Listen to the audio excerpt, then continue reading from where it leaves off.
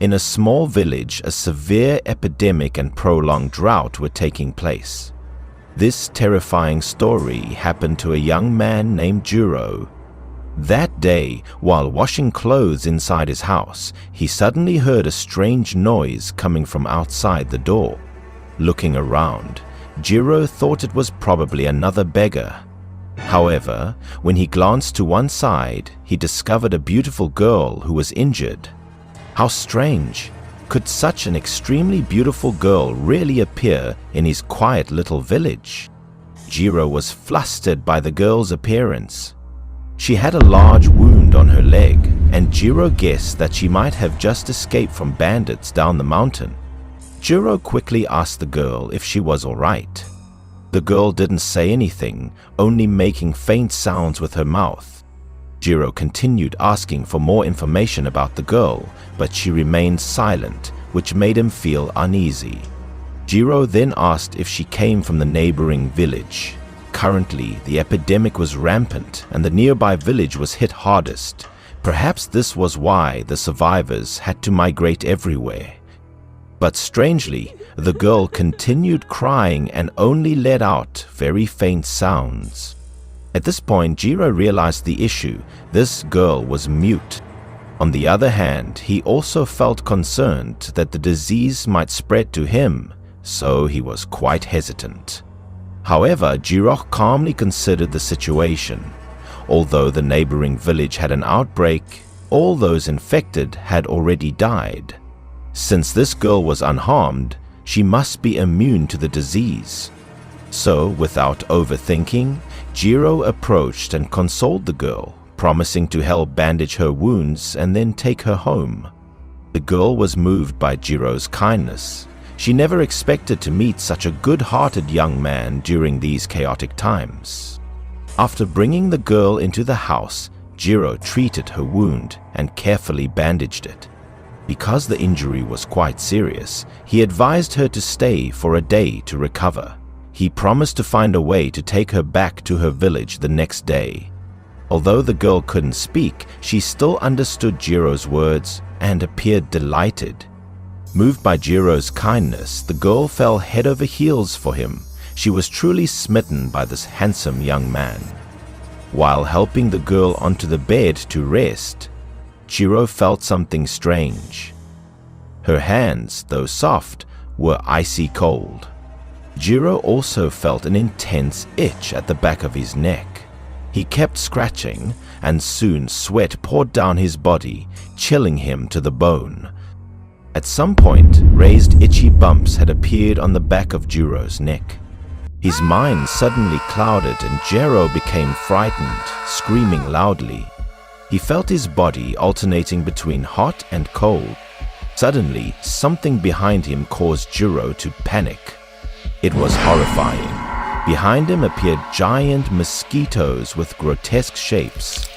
Small mosquitoes emerged from everywhere, surrounding Jiro. Their buzzing filled his ears, leaving him utterly terrified. Even worse, one mosquito flew straight toward Jiro's eye. His body froze, unable to move. The mosquito extended its proboscis toward Jiro's pupil, preparing to pierce and suck blood right from his eye. After a sharp scream, Jiro woke up. It turned out everything was just a nightmare.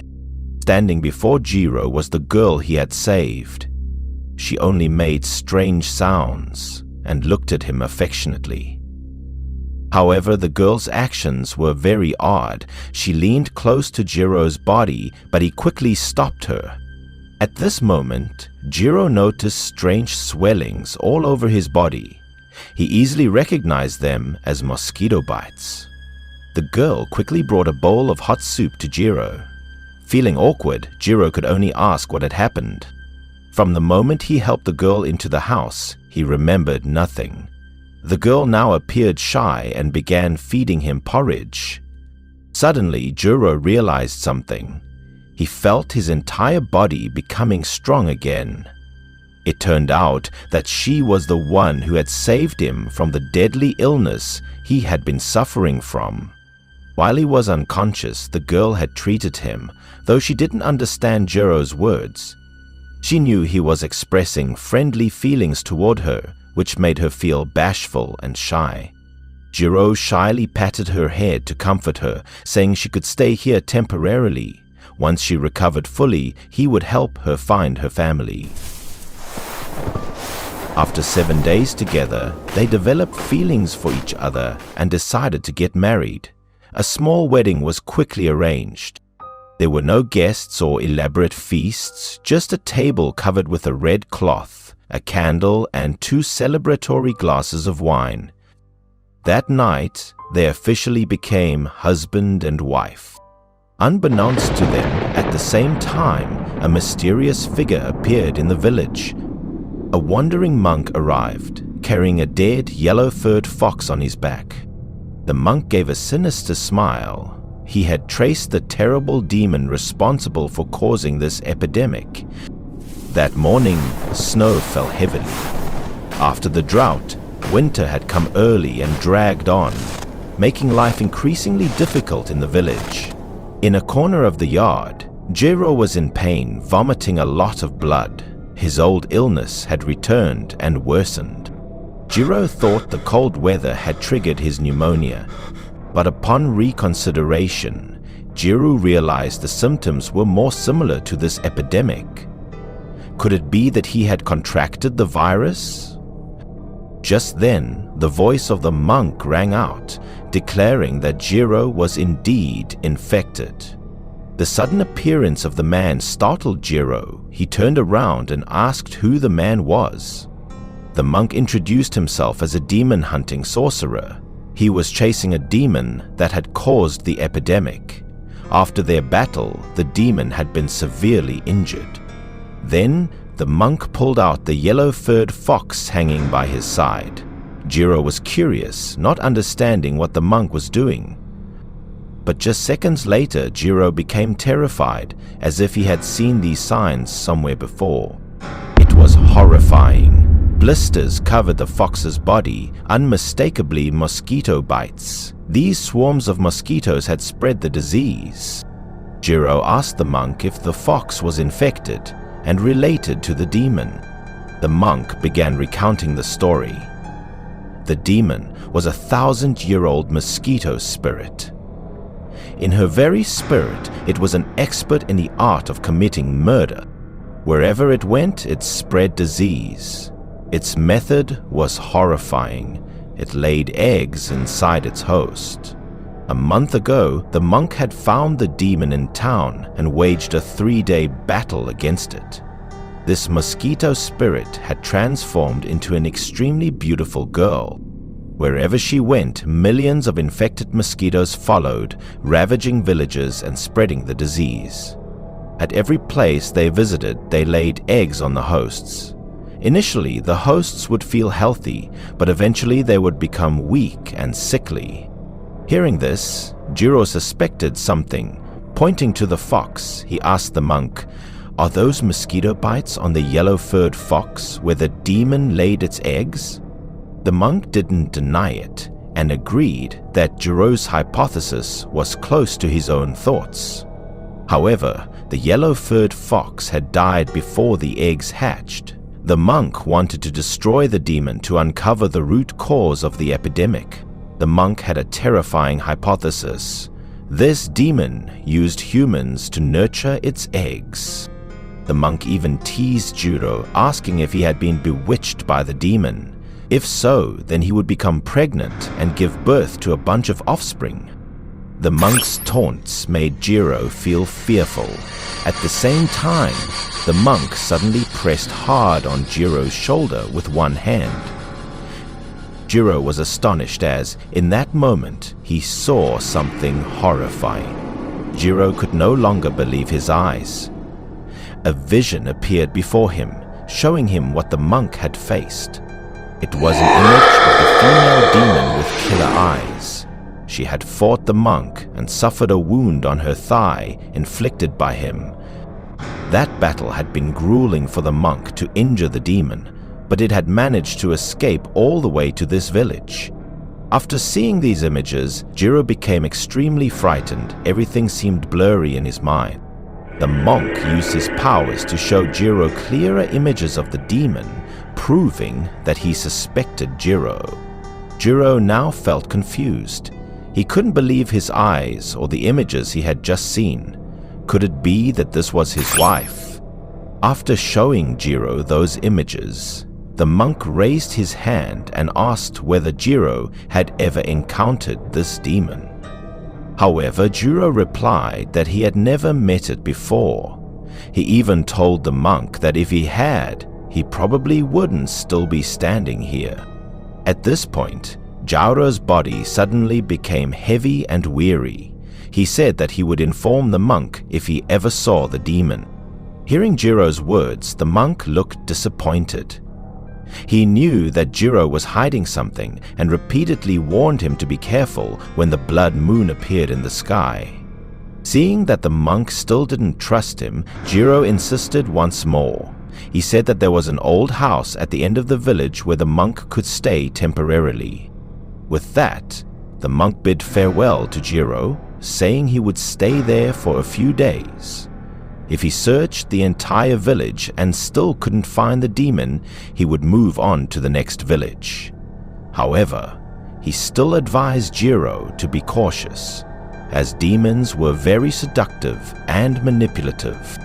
Jiro mustered the last bit of strength to reassure the monk. Afterwards, he felt dizzy and lightheaded. Everything seemed to darken. That night, the atmosphere was quiet, and a strange phenomenon appeared in the sky. A blood moon, signaling that something terrifying was about to happen. Jiro woke up, feeling overwhelmed by fatigue. When he opened his eyes, he vaguely saw someone lying on his stomach. It was his wife. He could feel her weight clearly, but his whole body couldn't move. Then he gradually fell back asleep, the feeling of exhaustion creeping over his entire body again. Suddenly, Jiro jolted awake. Everything felt like a dream to him. After pondering for a while, he wondered if meeting the monk had all been just a dream. However, when he looked down at his chest, the mosquito bites were still there. Jiro grew fearful. Was everything just a dream, or was it real? Who exactly was his wife? Jiro sat up abruptly. He felt that his body was still healthy, with no signs of his previous illness returning. Thus, Jiro concluded that everything had just been a dream. At that moment, when he looked over at his sleeping wife, Jiro thought he saw something. There were strange bloody marks on his wife's chest. Jiro feared that his wife had also been bitten by mosquitoes like him. But why were the mosquito bites bleeding? Immediately, Jiro reached out to touch the blood stains on his wife's body. But strangely, nothing happened. So, where did the blood come from? At this point, many questions began to arise in Jiro's mind. In his daze, he recalled seeing his wife lying on his chest.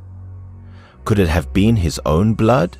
Remembering the dream where he saw the yellow-furred fox covered in swollen mosquito bites, Jiro thought of a terrifying possibility.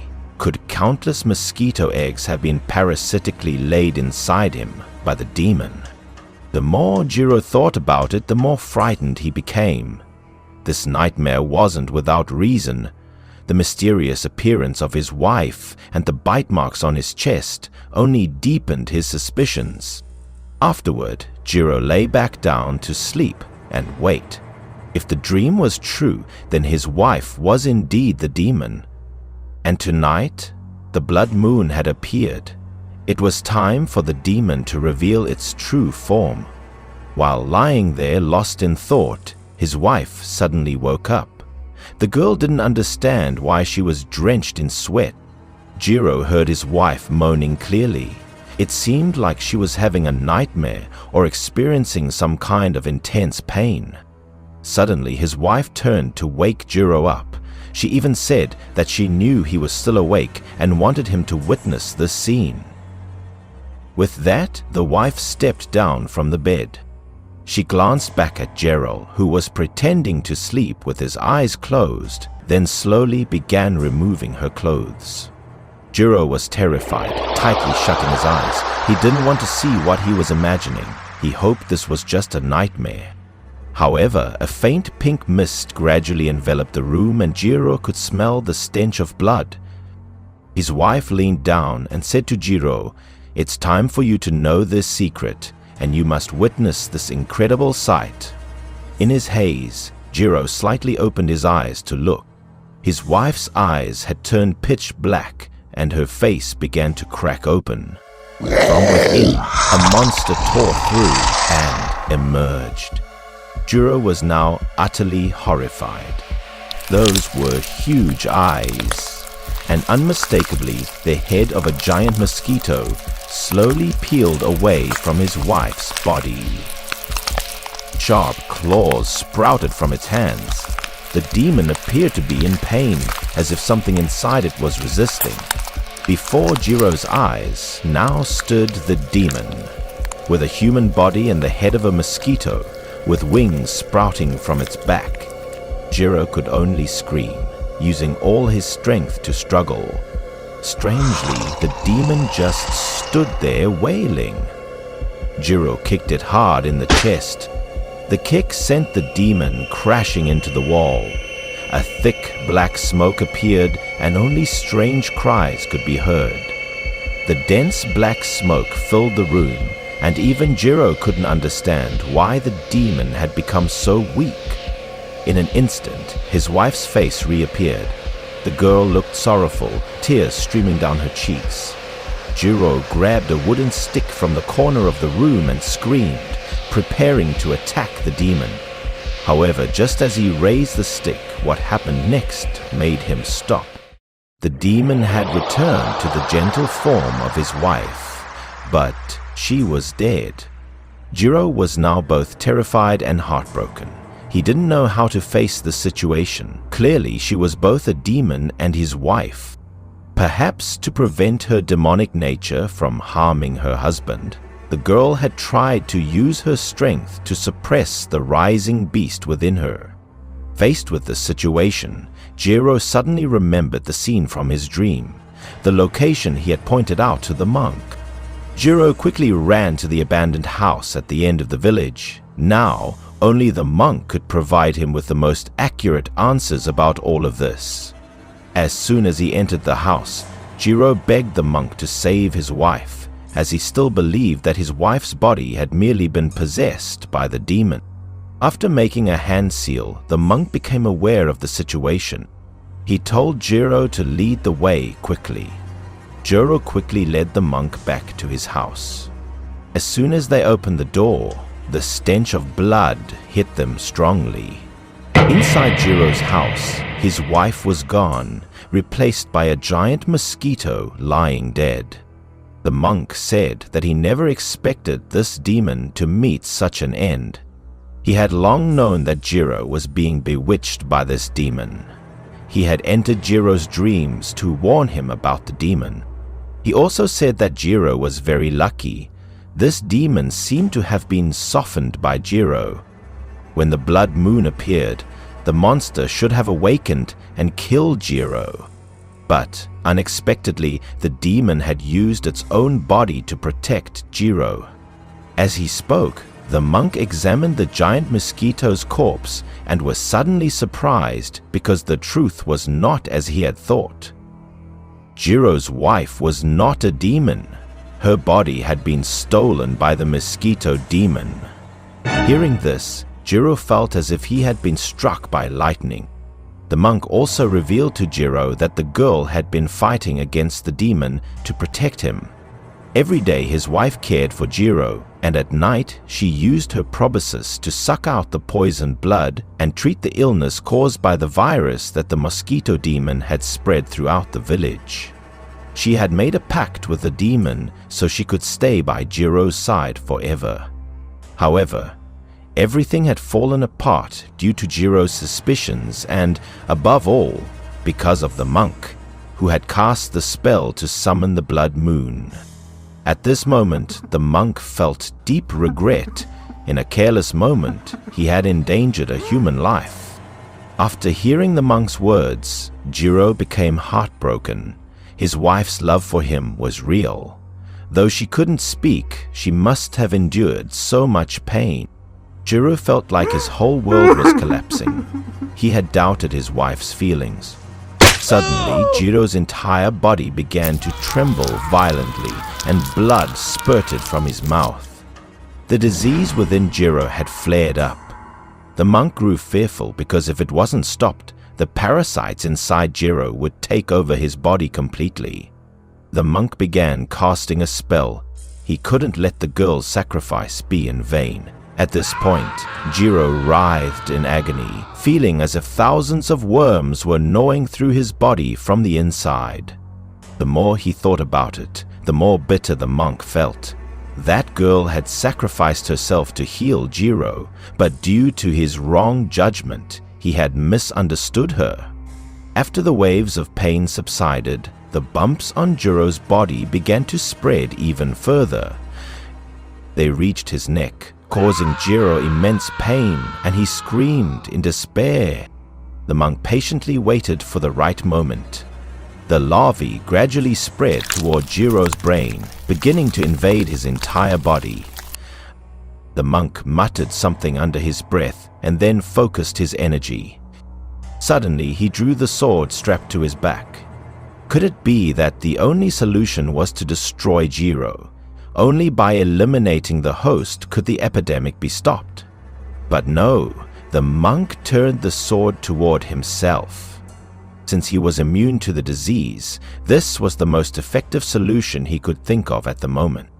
In the silent space, the monk cut his hand to draw his blood. Then he dripped his blood into Jiro's mouth. By now, it was clear that the virus was about to reach Jiro's brain. Jiro appeared to be in excruciating pain, clutching tightly onto the monk's hand. The monk continuously reassured him. A few seconds later, the monk suddenly shouted a series of incomprehensible words. Jiro's eyes turned blank, and his whole body trembled violently. Blood spurted from the monk's mouth as he used his magic to destroy the terrifying larvae of the mosquito demon. Jiro eventually recovered, and he erected a tombstone for his late wife. He lived with a constant sense of guilt and longing. Perhaps for the rest of his life, he would live in regret. Suddenly, at that moment, a mosquito flew and landed on the tombstone of his wife. It carried a message to Jiro. His wife would always be by his side, and whenever he saw a mosquito, he would see her.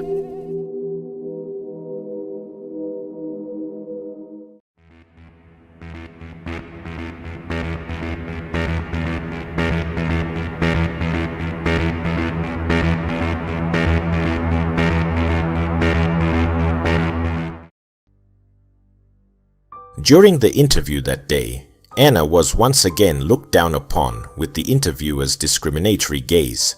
Another rejection Anna had heard over the years. He believed that Anna's face didn't fit the job. Even though Anna tried to argue that she had the skills, experience and good education and would perform well in the role, he remained uninterested. It was truly pitiful for the girl. Anna went to find her friend to confide in. This was probably her only friend. A beautiful girl sat across from her, but she seemed to truly understand Anna and made an effort to comfort her. She then made a suggestion that startled Anna, but perhaps it was the best option for her right now: cosmetic surgery. Hearing this, Anna's face showed a hint of worry and unease. She believed that it carried some risks, and her financial situation was also tight. Suddenly, Anna's friend became impassioned, stating that they couldn't wait any longer. She believed that Anna had lived with this ugly face for far too long. She began to show off her diamond ring, revealing that she too had undergone cosmetic surgery to become beautiful and had now been proposed to by her dream guy. Anna was shocked to hear this. Could beauty really have such a tremendous effect? Suddenly, something appeared that made Anna panic. Anna's beautiful friend's face suddenly appeared to have foreign objects, like dozens of insects crawling beneath her skin. But it seemed that she didn't notice it. Anna jumped up and touched her friend's face, but everything returned to normal. Could it be that Anna had imagined it? The beautiful face reappeared, and with her appearance, Anna's friend became extremely confident and radiant. She then handed Anna a business card for the cosmetic surgery clinic she had gone to. Anna held the card, a bit strange because the address was in a rather remote area, but she didn't think much of it. The next morning, Anna decided to visit. Following the address on the business card, Anna found the clinic. It wasn't too simple, but a large, well-kept hospital. After a consultation, the doctor handed her a bill for the surgery, and it seemed like Anna would need to completely overhaul her face. As soon as Anna saw the cost, her face turned pale. It was indeed a very high amount, beyond her current means. Seeing Anna's reaction, the doctor understood that she was poor, but he didn't forget to mention that Anna's face had many things to correct, and no costs could be cut. Hearing this, Anna wanted to give up and stood up to leave. She didn't think her face was that bad. The doctor smiled cunningly and said that if she didn't have the money, she could try another way, which would cost only a third of the price, but the results could be far better. Anna didn't hesitate much and immediately became eager to know what it was.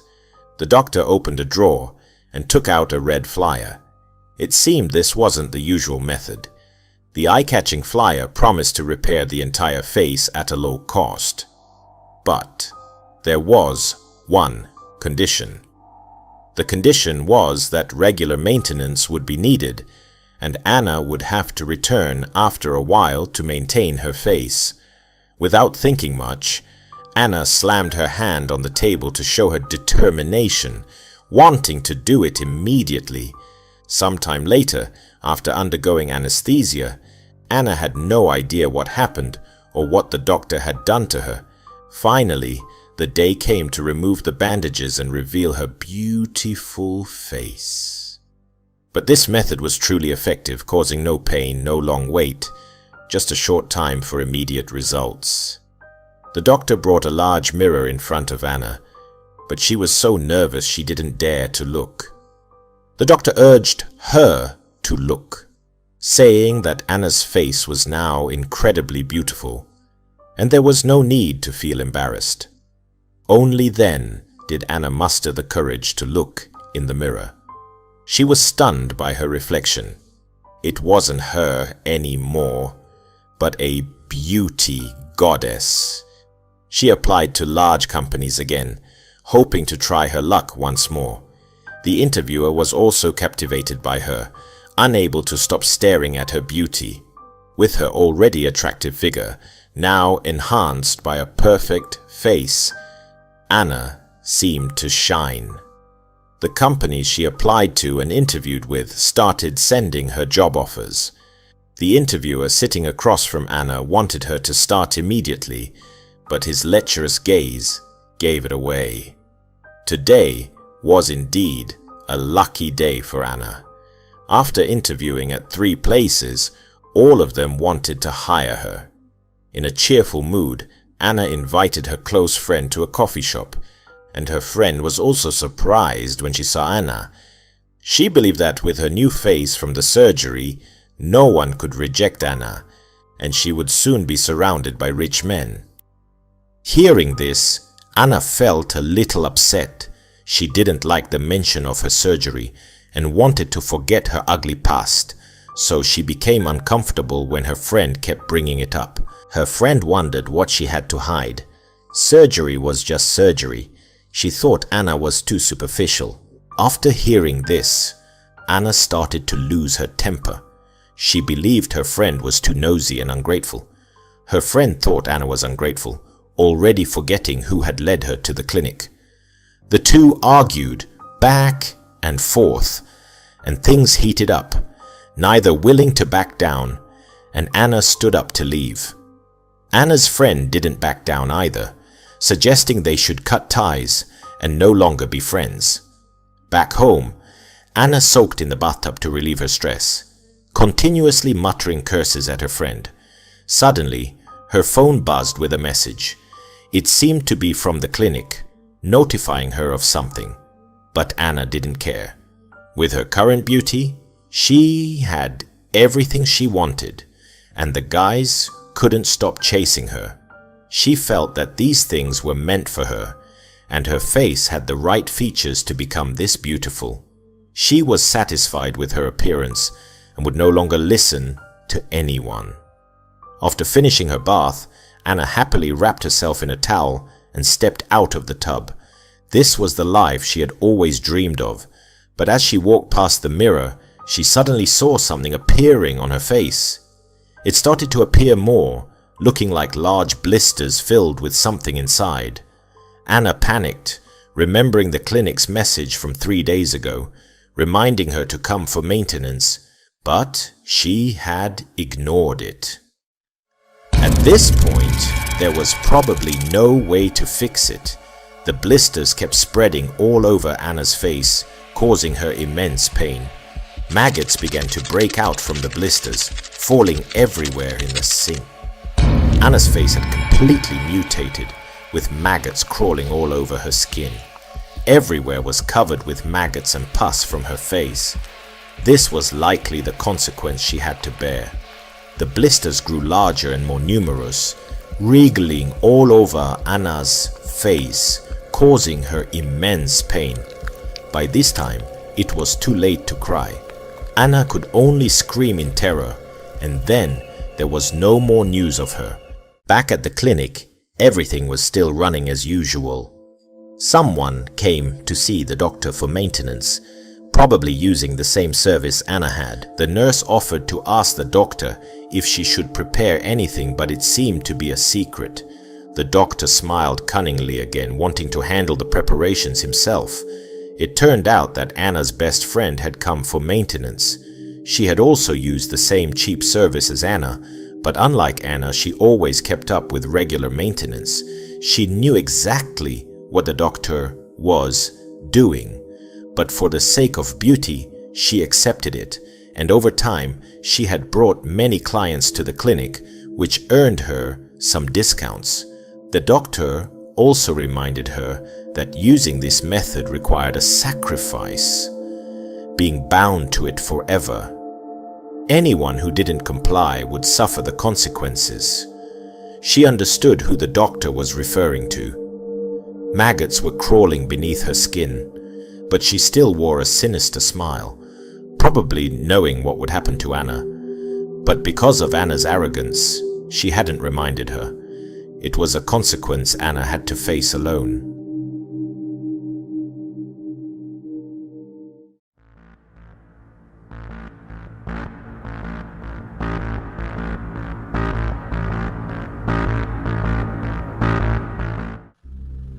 This terrifying story is about a young man named Max who was on his way back to his hometown.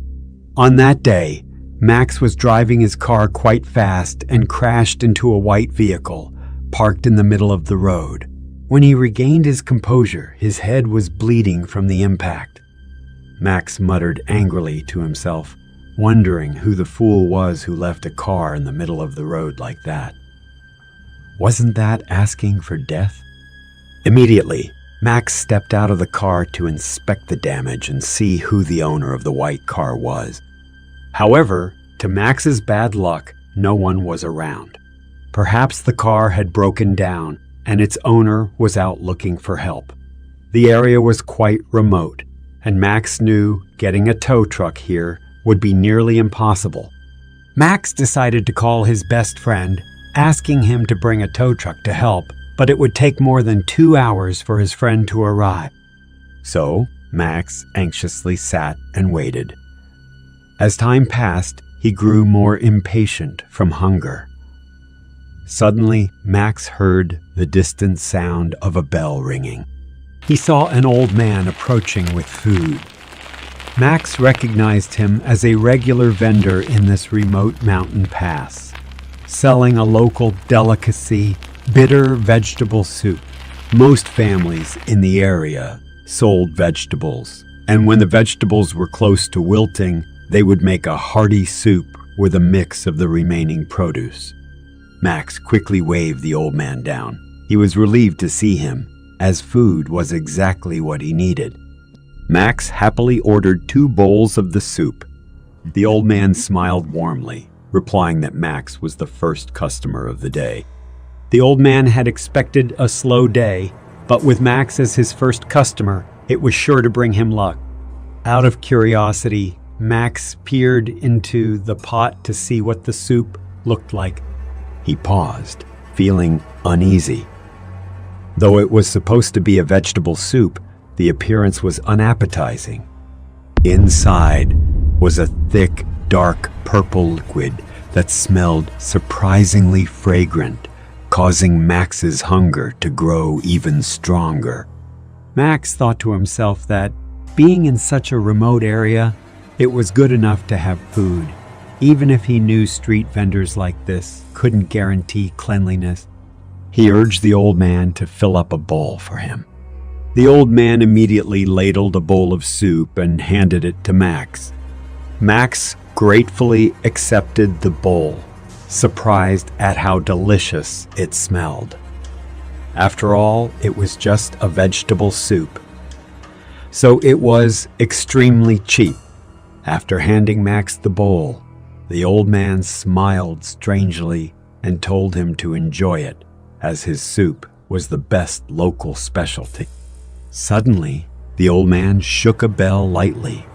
Strangely, the old man said that if Max drank the soup in time with the ringing of the bell, he would experience its true, wonderful taste. The old man then asked Max, "Do you prefer drinking the soup or eating the vegetables?" Starving, Max ignored the old man's strange question and immediately took a sip of the soup. After one sip, Max felt that the taste was indeed excellent. But as he thought about the old man's question, he became confused. Clearly, there was no vegetable in the bowl. Why did the old man ask him such a strange question? The old man smiled again and asked, "Do you want to drink soup or eat the vegetables?" After hearing Max's confusion, the old man laughed louder and told him to enjoy the surprise. The old man shook the bell more forcefully and told Max to keep drinking. Something strange was about to happen. Sure enough, after another sip, Max realized that there was now something in the soup, a texture that felt like meat. He asked the old man, "Is this seafood or meat?" The old man happily replied, "It's meat. The magic of this soup is that the more you drink, the more you'll feel as if you're eating meat." Max was astonished. How could a vegetable soup create the sensation of eating meat? He then asked the old man for another bowl. This time, Max eagerly ladled the soup himself, but strangely, it was just broth. No meat to be seen, just as the old man had said. Despite this, the soup tasted so good that Max ended up finishing 4 bowls. Each time Max drank, the old man shook the bell again, and the soup seemed to grow more and more delicious. The sound of the bell and the increasingly delicious soup made Max more and more excited, to the point where he lost control of himself. In a daze, Max grew more and more excited with every ring of the bell. He felt as though everything around him was spinning, his surroundings becoming hazy. It was like he was in a dream, and soon everything before him went dark. Max collapsed right there, unconscious. An hour later, the sound of the bell woke him up. The old man called Max, and strangely, Max seemed to follow his commands.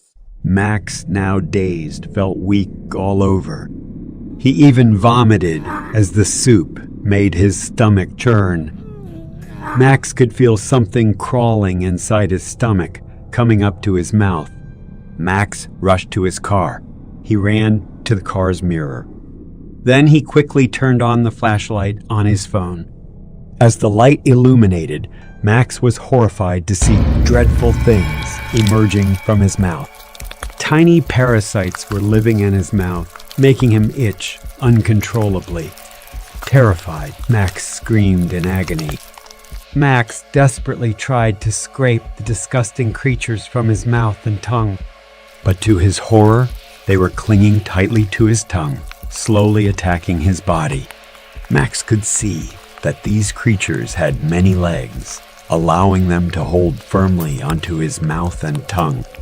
Max couldn't believe that in such a short time, he had consumed all the soup. The old man looked into the pot and said that his children were well fed now. With a strange grin, the old man shook the bell. He shook it even more forcefully, commanding the parasites inside Max's body to break free. Blood poured out along with thousands of grotesque creatures as Max uncontrollably vomited. Before Max, there was a pool of thick black blood, accompanied by the horrifying creatures. The old man's face grew increasingly malicious as he said that it was time for his children to emerge. He thanked Max for feeding them. Max then realized that the parasites were controlled by the bell the old man was holding. Max suddenly understood the sharp pain only happened when the old man rang the bell. Filled with rage, Max rushed at the old man. Max used all his strength to attack, hoping to stop the old man from reacting. Max's punch landed squarely on the old man, knocking him to the ground. The bell fell from his hand. Max quickly picked up the bell. Max was shocked to realize that such a small object could control the creatures. However, Max still didn't know how to use the bell to make the creatures leave his body. As Max looked at the bell, he saw one of the creatures that had grown larger, now with wings, sucking the fresh blood off the bell. Upon closer inspection, Max saw that the creatures resembled wasps with sharp claws, and they were clearly being controlled by the sounds from the bell. At that moment, the old man's voice echoed, causing Max to freeze. The old man revealed that the creature was the leader of the parasites, and that it only obeyed his commands, not the bell. The old man had used his own body to nurture this creature. He gestured for it to bring the bell back to him, and Max, as if in a trance, could do nothing but follow. In an instant, the bell returned to the old man's hands. Under the old man's control, Max slowly walked toward the pot of soup. Stopping before the pot, Max began to scream in agony, each ring of the bell accompanying his pain. Along with the bell's sound, Max's flesh began to melt, pouring into the pot. Terrifyingly, the parasites crawled out from Max's body, from his eyes, nose, and mouth, gnawing on his flesh. In an instant, the creatures turned Max into a pile of mushy, disfigured meat. He died in unimaginable pain. All of Max's flesh and blood flowed into the empty pot. Shortly afterward, the old man had a fresh pot of soup. He laughed gleefully, never imagining that the creatures could turn Max into such a thick, soupy mass, which now contained their eggs. The old man gleefully cleaned up the mess and waited for his next prey.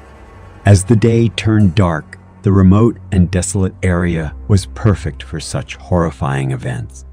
About 30 minutes later, a white car slowly approached. The car moved slowly, as Max had warned his friend earlier about the dangerous mountain road. It was none other than Max's best friend. Confidently, the old man stood and waited for his next victim. The young man asked the old man about the owner of the red car. The old man lied, saying that Max had asked him to tell anyone who arrived to wait for him, as he was looking for a place with a signal and would be back soon. Trusting the old man's words, the young man waited in his car.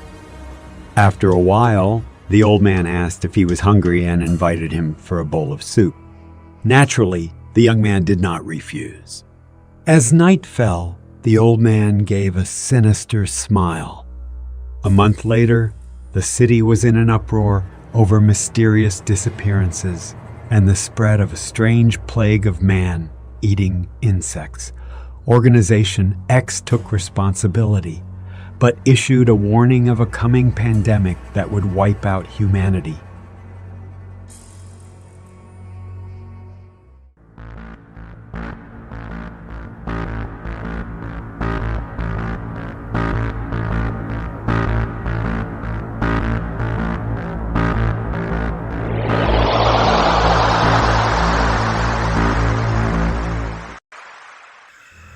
This story took place in a small village.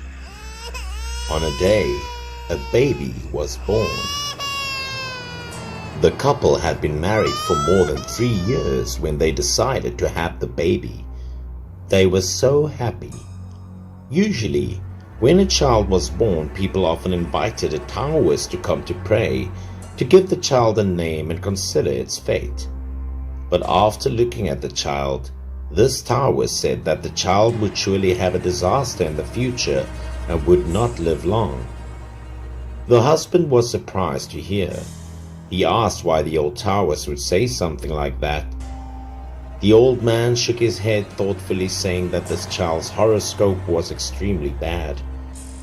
The husband very much loved his son, so he begged the older Taoist to find a way to save his son's life. The Taoist immediately changed his tone to a softer one. He told the husband that there was nothing he couldn't do, just adding a little sincerity would do. The husband knew that the Taoist was talking about money, so he couldn't help but feel sad. He lamented that his family didn't have a penny, so he couldn't find it anywhere. The older Taoist's face darkened. He knew he could not make more money from this house, so he decided to leave. The Taoist did not say anything.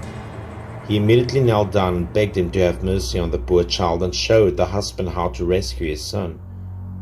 His older Taoist only worked for money. The Taoist coldly brushed off the husband's hand and said, "If you don't have money, don't have a gift, then hire someone else." After returning to the house, the husband slammed his hand on the table. He scolded the older Taoist for knowing only about money but not caring about people. The wife came to comfort her husband. She thought that the older Taoist deliberately fabricated the story to cheat them and advised her husband not to pay attention. Immediately she was scolded by her husband. He said that the Taoist's words were trustworthy. They must believe the words. It was better to trust wrongly than to let her son die.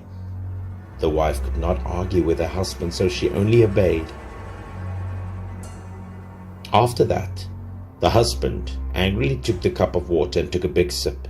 Finally, because the family did not have any money, he could not invite another Taoist to celebrate the ceremony. The husband decided to find a way to solve his son's bad luck himself. There was a method handed down in folklore from time immemorial. People were afraid that their son or daughter would be hard to raise and would often get sick and have accidents. So after using this method, if the baby would overcome it, he would grow up peacefully. This method was for children with diseases that were most difficult to treat, and at the time chickenpox was the most dangerous disease. The husband wanted to take a risk to save his son. For many days the husband also ran and searched everywhere. He always returned with a tired face with no news. He ran around the county seat but couldn't find a single child with chickenpox. The wife suggested changing to another method. However, the husband still insisted on doing what he wanted. He always thought that if he did not experience death, his son could not change his life. However, The wife meant there was no need to let her son get chickenpox because even if the disease was cured, it would have left a bad scar which would make others laugh at him. After hearing this, the husband got angry again, berating his wife for not knowing anything because compared to appearance, life was more important. The next day, the husband continued to look for the person with chickenpox. While searching, he suddenly saw a commotion around. He immediately went over to take a look. There was a palace of the Sheng family. Inside, there was a person who had just died. The door of the house was closed. He then approached and found a neighbor nearby to ask for information about why the person in the palace had died and from what. The person also said a boy had just died from chickenpox in the palace. This is when the father and husband lost his mind, wondering if chickenpox could be cured, so how the people in the palace would die. But according to the news from the palace, due to superstition, people thought that the boy was haunted or cursed. They invited magicians to exorcise demons instead of calling doctors. Then, seeing that the baby or the kid was about to die, they thought of calling a doctor to treat the boy, but it was too late. When the husband heard that, he felt secretly happy. That night, it was dark. The husband decided to sneak into the Sheng palace. After a while of hard work, he would climb into the house in front of him. He would find the child's coffin. Seeing that there was no one around, the husband quickly entered and pulled the lid of the coffin down. When he saw what was inside, his face was filled with terror. The child's dead body was disgusting. There were blisters all over, bleeding, exuding a strong stench. At this time, the wife was still sleeping at home when there suddenly was a loud knock on the door. She opened it and saw her husband coming back. He was emotional, announcing that he had found someone with chickenpox. Then, he showed her a piece of meat he had to cut off. He excitedly showed his wife that this was the meat of a child who had chickenpox. They felt sorry for the child of the Sheng family, but they thought that if this child's flesh and blood helped their son survive the disaster, it was also considered a virtue. They took the infected flesh and blood and applied it to their son. They waited. If the child showed any symptoms, they would call the doctor immediately. And then, in the middle of the night, while falling asleep on the table, the wife suddenly heard the cry of her baby boy. That night, the child cried loudly and had a persistent fever. Knowing that her son had chickenpox, the wife immediately asked her husband to find a doctor. He immediately ran to call the doctors in the village, but the husband went everywhere, knocking on every door, and no one answered. A neighbor also said that the doctors at this clinic had a strange disease and that not one of them would come out for many days. His son was in urgent need of a doctor. Only one doctor was close by. He still couldn't understand how these doctors would get a strange infection that would keep them from treating patients. It turned out that the doctor got the infection from the son of the Sheng family. The doctor's body was covered with blisters like chickenpox, but not chickenpox. The doctor's family was also infected. The doctor and all the other doctors were infected. The word sounded like a thunderbolt to the husband.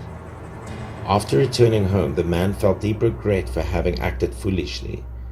Before he could say anything, the father and husband were stunned to see his wife and child standing in front of him.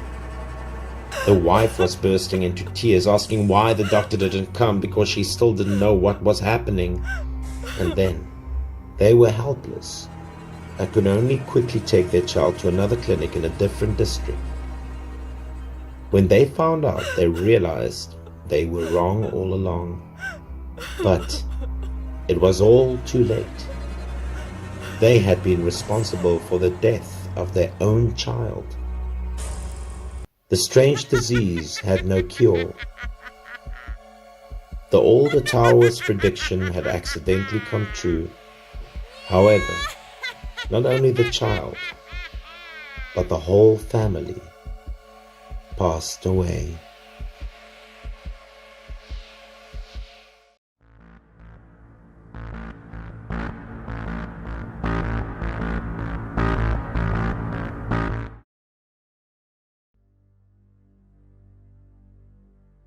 The world once again embraces a new beauty trend. A high nose and sharp chin are no longer the most important criteria. Now, it's all about the eyes. The belief that a beautiful girl must have large eyes has taken hold, and major beauty contests now use this as the standard for selecting winners. Because of this societal demand, many methods to enhance the eyes have emerged, making them appear larger. However, as the trend of beautifying eyes gained popularity, it eventually became distorted and misguided.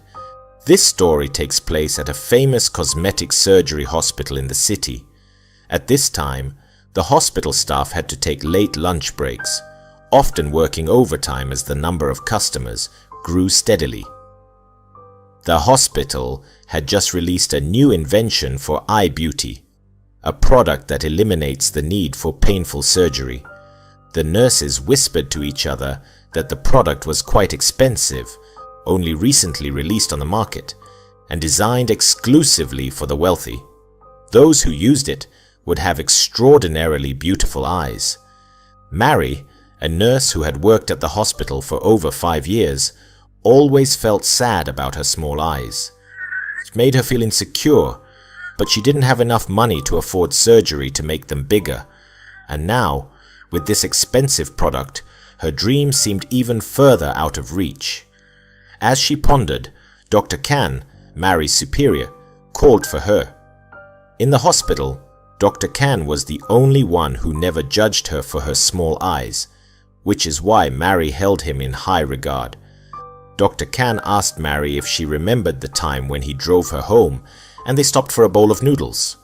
Mary was thrilled, thinking that Dr. Khan wanted to take her out for another meal, realizing that in this day and age, Dr. Khan was the only one who didn't care about her appearance. But soon, her hopes were dashed. Dr. Khan took a box from his bag and told Mary to deliver it to a customer. The customer was participating in a beauty contest at the stadium right next to the noodle shop where they had eaten. Feeling a bit disappointed, Mary thought that Dr. Khan must be busy working overtime, which is why he asked her to do it. So, Mary quickly took the box of medicine to the stadium to deliver it to the customer. As she passed by the dressing room, Mary overheard some girls talking, saying that Kathy truly deserved the crown. Even they had to admit that Kathy's eyes were incredibly beautiful. Since the security guard said that the contestants were in the dressing room, Mary walked straight in. However, because the room was filled with beautiful girls with large eyes, Mary quickly entered the restroom and put on her glasses. She didn't want them to gossip about her eyes behind her back. The more she looked in the mirror, the more insecure Mary felt. Among all these beautiful women, she felt even more pitiful. She wondered, if only she had enough money to try the medicine in that box, how wonderful that would be. Just as Mary was about to leave the restroom, a beautiful girl walked past. This girl had large eyes and a seductive appearance. In her carelessness, Mary accidentally bumped into this girl. Her glasses fell to the floor, and as Mary looked up to apologize, she suddenly realized that it was Kathy, her classmate. The beautiful girl immediately spoke when she recognized Mary, commenting that after 4 years, Mary's small, ugly eyes were still a distinct feature that no one could mistake. At that moment, Kathy's manager rushed over, worried, asking if she was okay. He then turned to Mary, cursing her as a poor, eyeless person who dared to hurt Kathy, the winner of the country's biggest beauty contest. He cruelly told Mary to wear the dark glasses for the rest of her life and never go outside again. He even threatened to sue her, claiming that if anything happened to Kathy's eyes, she wouldn't be let off the hook. Kathy told her assistant to hurry up, fearing they would miss the press interview. She mocked Mary, saying she was both ugly and poor, so how could she afford to compensate Kathy? Feeling deeply humiliated, Mary cried a lot. She looked at the dark glasses and wondered, would she have to wear them for the rest of her life? At that moment, curiosity overwhelmed her. She decided not to give the item to Kathy anymore. She stood in front of the mirror in the restroom and stared at her eyes. Even she could see how ugly they were. Why had she been born with such small eyes? Then she hesitated, wondering whether she should try the product inside the box. Mary was very curious. What could be inside the box that could make someone's eyes look incredibly beautiful? Taking a chance, Mary opened it to take a look. Inside the box were just 2 lenses, nothing special at all. Mary closed the box, thinking, what's so special about these that they're so expensive? And how could they compare to surgery to enlarge the eyes? And yet people are spreading rumors about them. But curiosity pushed her further. After all, Dr. Khan had succeeded with this research and made the world astonished. So Mary bravely put the lenses on to try them. She thought if nothing happened, she could just take them off and return them. She was curious to experience what the rich use. As soon as she put one lens into her eye, Mary noticed a distinct difference. Her eyes seemed to grow larger, which thrilled her. But soon after, she felt as if her pupil might burst or even jump right out of her eye. Worse still, her eye seemed to swell, causing her immense pain. Mary screamed in terror. But just after that, when she looked closely, she didn't see anything unusual. She only saw her eyes in the mirror, now bigger and incredibly beautiful. There was one thing Mary never expected. Once the lens was in, it couldn't be removed. Back at the hospital, Mary was extremely confident because of her beautiful new eyes. She went to Dr. Cannon's office, planning to confess everything and ask how to solve the problem. Just as she was about to knock on the door, Mary heard voices from inside. It sounded like Kathy was there. Had she come about the 2 lenses from yesterday? Mary felt nervous. She had already used the 2 lenses, and their value was not small. How would she handle this? Had she stolen them? Inside, Kathy was questioning Dr. Khan because she had waited all day yesterday, but hadn't received the items. Dr. Khan promised. To maintain her large eyes, Kathy would need to insert new lenses every 3 months. Dr. Khan explained that perhaps Mary was busy with something and forgot to deliver the items to her. Furthermore, when facing the beautiful Kathy, Dr. Khan expressed his disapproval of Mary, bluntly saying that Mary was an employee who not only had ugly eyes, but also did poor work, unable to complete a simple task. After this, Kathy appeared worried. She feared that the product might be limited, and if it wore off, she would return to being ugly again, which would be a dreadful situation. Dr. Khan reassured Kathy, saying that the product was purchased from Organization X with a large stock, so there was no need to worry. Outside, hearing such hurtful words, Mary felt deeply hurt. She never expected someone she cared about to treat her this way. Suddenly, from inside the room, Mary heard Dr. Khan say that he would personally go to fetch 2 new lenses for Kathy right away, as the hospital had just received a large supply. Dr. Khan mentioned that the weakness of the lenses was that they needed to be stored in a cold storage for a long time. Hearing the noise, Mary was too afraid to face them. As Dr. Khan opened the door to step out, Mary had already left. Dr. Khan told Kathy that he would take her to visit the storage and production area of the product and asked her to keep it a secret. In the hallway, Mary ran and cried, heading toward the hospital's product research room. At this point, She knew she couldn't turn back anymore. Mary thought about the worst-case scenario. Mary entered the cold storage room. She decided to use all the products on her own eyes to prolong her beauty and ensure no one could be more beautiful than her. Mary had made up her mind. She thought that once her eyes were bigger than Kathy's, she would be the only one with the title of beauty, and she would earn money from it. Her life would change. Without hesitation, Mary began opening each compartment of the lenses. Outside, Dr. Ken and Kathy had arrived at the cold storage room, and Dr. Ken was surprised to see that the cold storage was open. Dr. Khan felt something was off. Suddenly, out of nowhere, a large eye flew out of the cold storage, startling both Dr. Khan and Kathy. Dr. Khan, terrified, couldn't believe his eyes. The terrifying scenario he had once imagined was now happening right before him. It was Mary. She seemed to have gone mad. Her eyes were long and twisted, looking extremely terrifying. Mary was ecstatic, thinking that now she had the largest and longest eyes in the world. That day, the news shocked the city. Young Dr. Khan and the model with the most beautiful eyes were found frozen to death in the hospital's cold storage. The prime suspect, Nurse Mary, had disappeared from the scene. The security camera footage revealed that 2 tentacles had flown out from Mary's eyes, tightening around the victims, causing their deaths.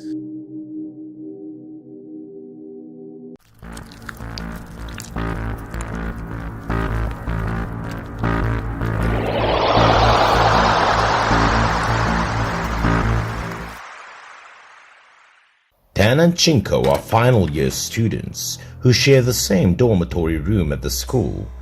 Tan's hobby is studying insects and zoology under the guidance of a strange website with an X symbol. So he had a lot of monstrous ideas, rather crazy ideas. After removing the spider from the glass cage, Tan used a small scalpel to cut the animal's body. He laughed gleefully with a rather savage face. This happens often, making Chinko feel very uncomfortable. After dissecting the spider, Tan threw it in the trash. Chinko hated this, so he repeatedly reminded Tan not to throw it around like that. However, Tan still did what he liked, and no sense of keeping his dorm room clean has ever came to him. Instead of behaving with disgust towards the insects like Chinko, Tan would feel excited about their mucus, even complimenting that the insects were cute. Tan loved insects because they could fly, they had sharp mouths to eat with, and they could mate at will. But humans could not do those things, especially fly. He wanted to turn his room into a farm where insects and larvae would live. Because of that, he raised the eggs of many species. It seemed that Tan was quite successful with his research.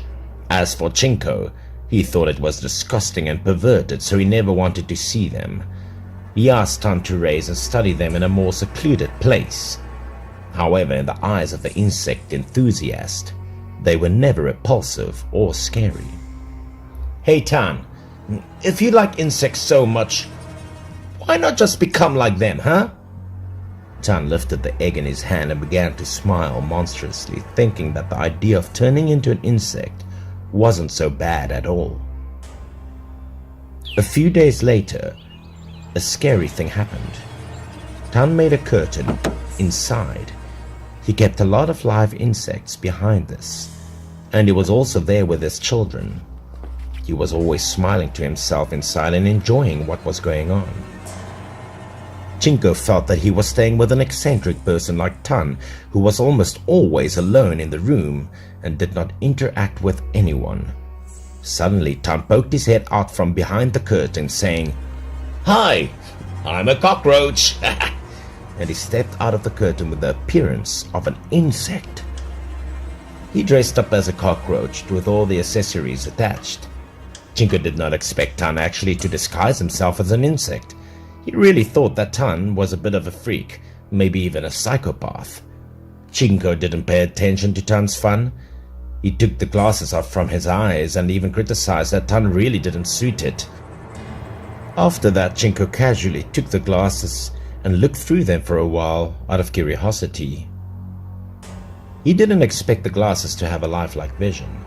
Chinko shouted excitedly, but he was really looking through the eyes of a cockroach. Tan angrily held at him immediately because his research was incomplete and very dangerous for others. Chinko didn't know what was wrong, but he still mocked Tan like a child. He said Tan looked like an ugly bug. Seeing Tan's hard wings, Chinko didn't forget to laugh at how ridiculous it looked, so Tan studied these three silly things all day. He laughed at Tan's fondness. Chinko even challenged Tan about why he didn't fly, because cockroaches had to be able to fly, which made Tan extremely angry. It was just a joke at first, but Tan tried to make things real with his ideas. For the next few days, Tan was completely silent and focused solely on his research with insects. Since there was no reaction from Tan for quite a while, Chinko got curious and decided to see what was happening. He had to widen his eyes in surprise because he didn't expect that Tan was actually raising a very large cocoon. Chinko wondered if Tan was in the cocoon and intended to transform into a butterfly that can fly. It was a very large cocoon about the size of an adult. Chinko began to feel apprehensive, thinking to himself that maybe Tan wasn't inside and he was somewhere out there. Tan had been absent for over a week, but Chinko had no idea where he had gone. The dorm was rarely quiet, and Chinko wanted to sneak a peek at what Tan did to his insects. After a while, the cocoon suddenly heaved and squeaked a few times as if it was about to open. A great idea suddenly popped into Chinko's mind. Knowing Tan loved to learn from the bug's way of life, Chinko assumed that Tan might have learned to live in a cocoon. He thought of a way to destroy Tan's cocoon. And in order for them to hatch as soon as possible, the air must be warmed in the same way a hen incubates her eggs. Chinko decided to use hot air fans, and about 30 minutes later, there was still no movement. He did not expect the endurance of such a large cocoon. Finally, under the heat, the cocoon slowly began to crack. It was terrible. When hundreds of cockroaches crawled out of the cocoon and swarmed, looking disgusting. Chinko's nightmare turned into reality as he saw the cockroaches started flying everywhere in his room. They went into the furniture, into him, everywhere. Then one of them landed directly on his forehead, scaring him. Chinko looked at a cockroach with a human-shaped face. Then the cockroach whispered, "My friend, don't laugh, because I can now fly."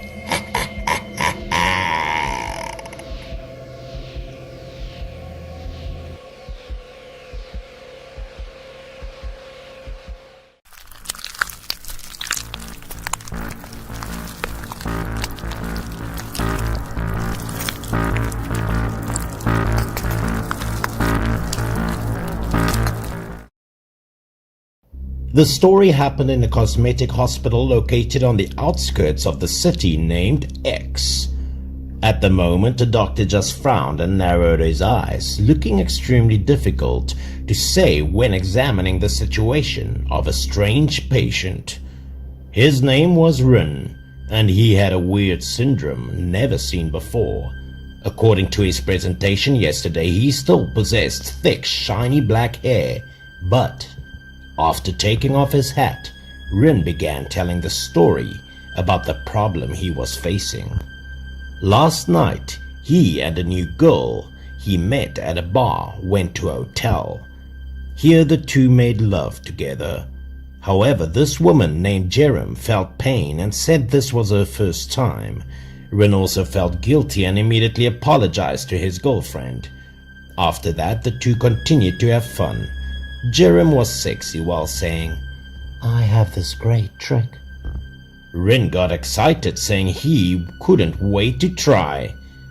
After all the fun, the girl scolded Rin in love and lay in his arms. The two stayed together all night until 9 a.m. the next day. Both were still curled up in the blanket and slept soundly. Suddenly the alarm clock rang loudly.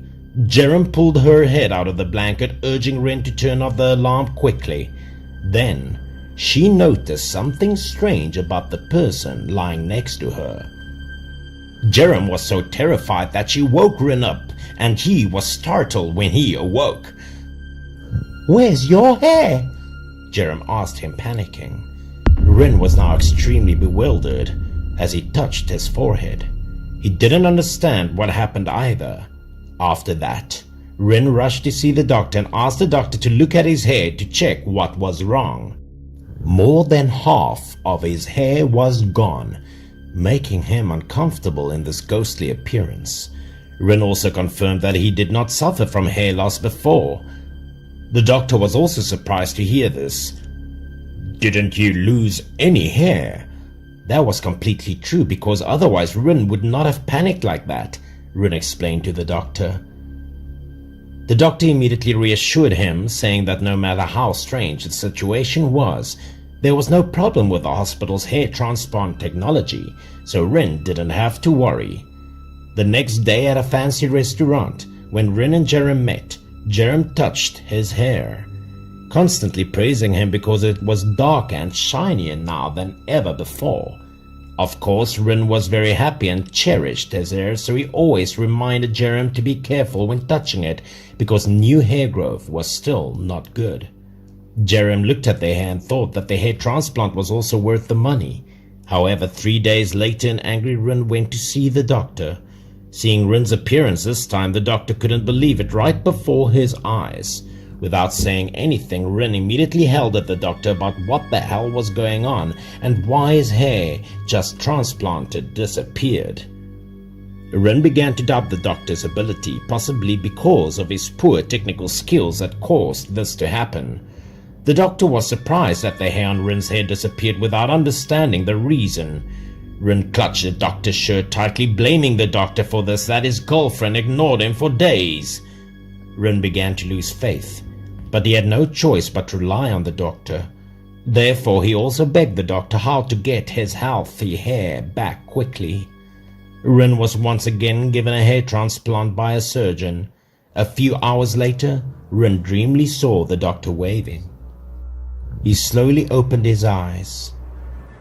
As he woke up, he heard the doctor asking him something. He asked the doctor if the surgery went smooth. The surgery was no problem, but to be safe, the doctors temporarily protected the hair with a bandage. After a few days, when the hair roots were stable, they took it off for Rin. For a few days, Rin was forced to wear a bandage to protect his hair.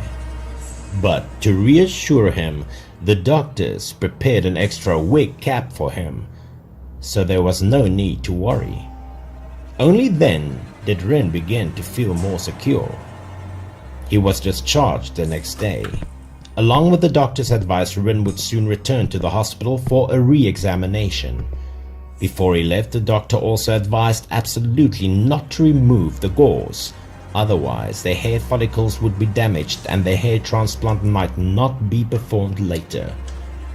Rin was very excited and happy. He thanked the doctor and he left. When she saw Rin had left, the nurse worriedly told the doctor something. She asked the doctor what they would do next. The doctor began to worry with a serious expression, saying that this case must be discussed with the head of the department quickly. That night, the same day Rin was discharged from the hospital, he took his girlfriend out for an excursion. She didn't understand what was happening with her boyfriend and why his hair suddenly disappeared. It was like a magic trick, and she wondered whether this transplant was successful or not. Rin wasn't sure either, but to comfort himself, he also told Jerem that there would be no problem this time, and the doctor confirmed that. Both could only hope this didn't happen again. Because this made his girlfriend upset, Rin was forced to apologize to her first for worrying her for the past few days. After stopping the car on the side of the road, the two rushed into each other's embrace.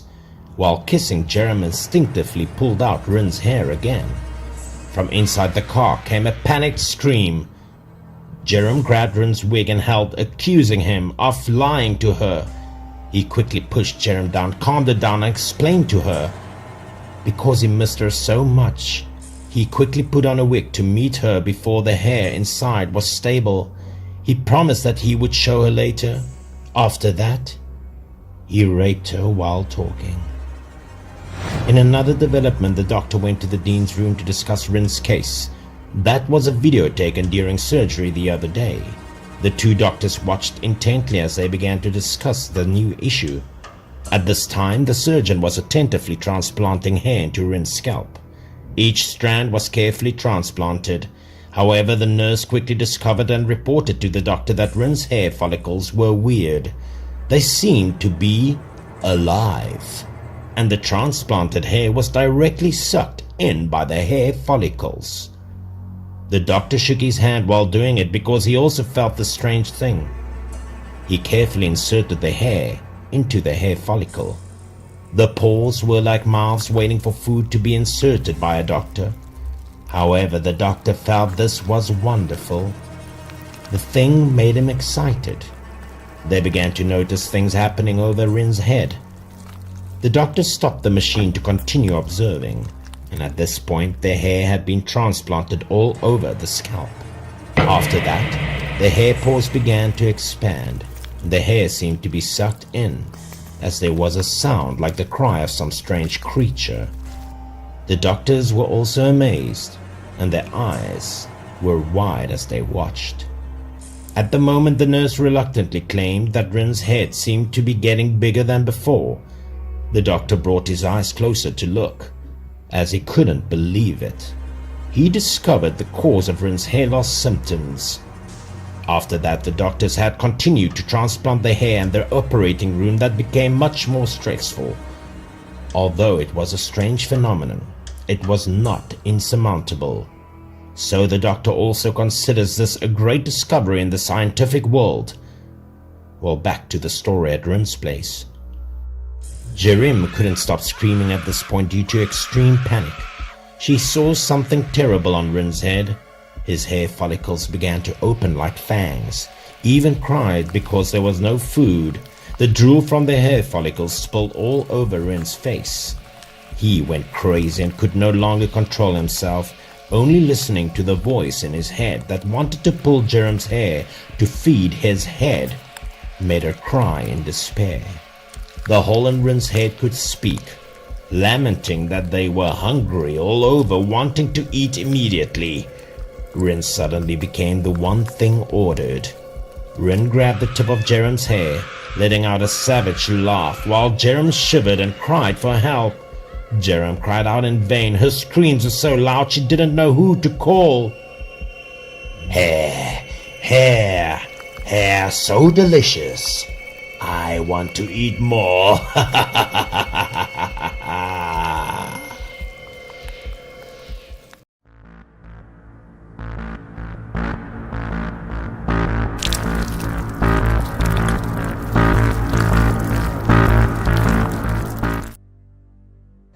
This terrifying story is about a disturbing app created by Organization X in 2030 when artificial intelligence, AI technology, had advanced dramatically. Taking advantage of the growing wealth inequality, Organization X secretly tested terrifying apps, which were later released to the market. Our protagonist, Felix, is a single, unemployed man. He's angry because his best friend suddenly became wealthy very quickly. From being a jobless person, his friend Bob simply needed to go out during the day with his phone. And by evening, he would come back with a pile of money. Felix believed his friend was hiding some kind of secret, so he decided to follow him to uncover the truth. After following Bob for a while, Felix saw Bob stop and take a photo of a young, handsome guy. Felix was very curious. Could it be that his friend was working as a private detective? But that didn't make sense. Why only photograph the man's face? Felix still couldn't figure out his friend's secret to making money. Suddenly, he saw Bob rush somewhere. Bob turned into a restroom area. Continuing to follow, Felix was very curious and thought, could Bob be some kind of pervert? Following along, Felix saw Bob hold up his phone and talk to it. Bob said, "Good morning," to the phone. When the voice responded, Felix immediately recognized it as the voice of an AI app. But then, he was stunned. From the phone, tentacles started to emerge and rushed towards Bob's face. Felix could clearly hear the commands Bob was giving and the responses from the phone. It turned out to be a face-changing app controlled by artificial intelligence. Bob requested it to recreate the handsome face of the person he had just photographed. It took about a minute for the app to process the data. Then, more tentacles grew from the phone. They quickly attached themselves to Bob's face, covering his entire head. In just a few seconds, Bob's face changed to one that was younger and more handsome. Bob successfully stole the face of the young man he had photographed earlier, right down to the mole. Felix finally discovered his friend's secret. This was truly terrifying. Suddenly, Bob turned around. Luckily, Felix hid quickly, so he wasn't noticed. Outside, the girlfriend of the young man Bob had photographed was screaming in terror. She didn't understand why her boyfriend suddenly collapsed and died, looking horrifyingly lifeless. Felix rushed outside to see. When he witnessed the scene, he couldn't believe his eyes. The young man's face had been completely skinned off, and blood was splattered everywhere. He died in an agonizing and sudden way. Witnessing this, Felix was utterly confused. Could something like this actually happen? What kind of terrifying force could have caused such a horrific death? There was no doubt now. The cause of this death was Bob, and the terrifying app on his phone was responsible. Meanwhile, Bob walked away nonchalantly, as if this had happened many times before. Continuing to follow his friend, Felix saw a wealthy woman driving a luxury car to pick Bob up. It turned out to be a rich widow. Felix realized that Bob was making money from these wealthy women. Bob had stolen the handsome face to charm rich women and get them to financially support him. Felix, seeing this as an incredible opportunity, never expected such a simple method could work so well. If he had that app, he could escape poverty. So Felix decided to meet his friend and ask him for help. He figured Bob wouldn't want anyone to know his secret, so Felix could use that to his advantage. That afternoon, Felix invited Bob to meet and talk, and of course he was well prepared. As soon as Bob met Felix, he told him that his girlfriend had gifted him a villa and that he would no longer be living with Felix.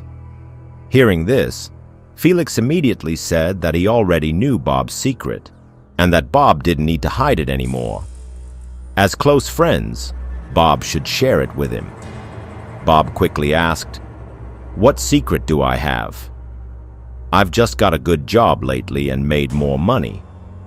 But Felix bluntly mentioned the bizarre thing Bob had done to steal the face of the young man, and he had already figured out the secret. Bob didn't need to hide it anymore. Exposed, Bob became panicked and immediately asked Felix what he intended to do. Since this involved lives, if it got out, Bob would end up in jail. Felix immediately explained his plan. He wanted Bob to share the app with him, and only the two of them would know the secret. It turned out the app was a face-changing application.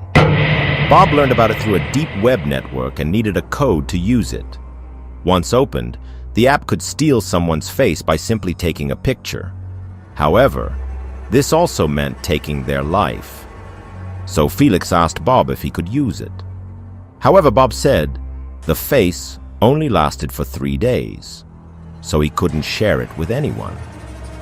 Felix was shocked. So, every 3 days, you have to kill someone?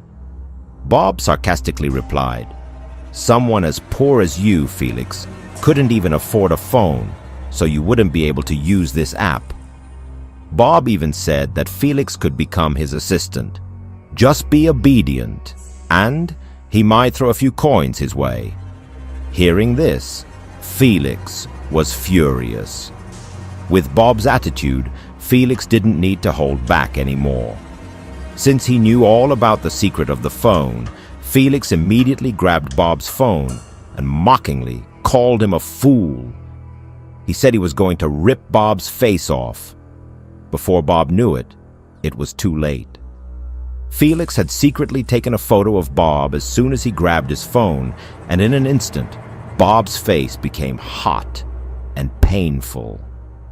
A loud noise echoed and Bob's face was ripped off, blood splattering everywhere. The process was being carried out. Tentacles began emerging from the phone and Felix became smug. The long, numerous tentacles covered Felix's face, carrying out the face change process for him. In just a moment, Felix's face was replaced with Bob's. Everything was perfect. With the advantage he had, Felix successfully stole Bob's phone and mockingly said that this was the price Bob had to pay for mocking him. That night, Felix happily thought about the wealth that would soon come to him. Felix saw a famous movie star on the screen, and if he could have his face, Felix would become famous, and wealth would come sooner or later. Felix felt that his opportunity had arrived. With this face, he could easily attract wealthy women. Owning a villa and luxury cars would be easy for him. Thinking about it, Felix immediately opened the face-changing app. He quickly took a picture of the handsome movie star's face on TV. Without thinking, Felix pressed the execute button to steal the face from the picture. After a minute, the app confirmed that tentacles began emerging from the phone and enveloping Felix's face. But this time, he felt something was wrong. The pain had begun. When Felix faintly woke up, he felt intense pain in his head and his face burned. Felix panicked as he realized his face had become stiff and hard. Terrifyingly, his face was covered in a glass layer, with blood pouring out everywhere. As he raised his hand to his face, a cracking sound rang out. Felix realized the horrifying thing that was about to happen. The broken glass scattered. Everything happened so suddenly. Felix had made a wrong reflex. If he hadn't raised his hand, he might have prevented this. The app had swapped Felix's face with a glass face when taking the photo through the TV screen. By the time he realized this, it was too late. Felix had been too careless, not properly understanding how the app worked. He never imagined the app could be that smart. Felix thought it wouldn't be able to recognize a photo taken from a TV screen. In his fading consciousness, Felix immediately thought of the phone. He had to quickly get a new face. However, he no longer had the strength. Death came to him too fast.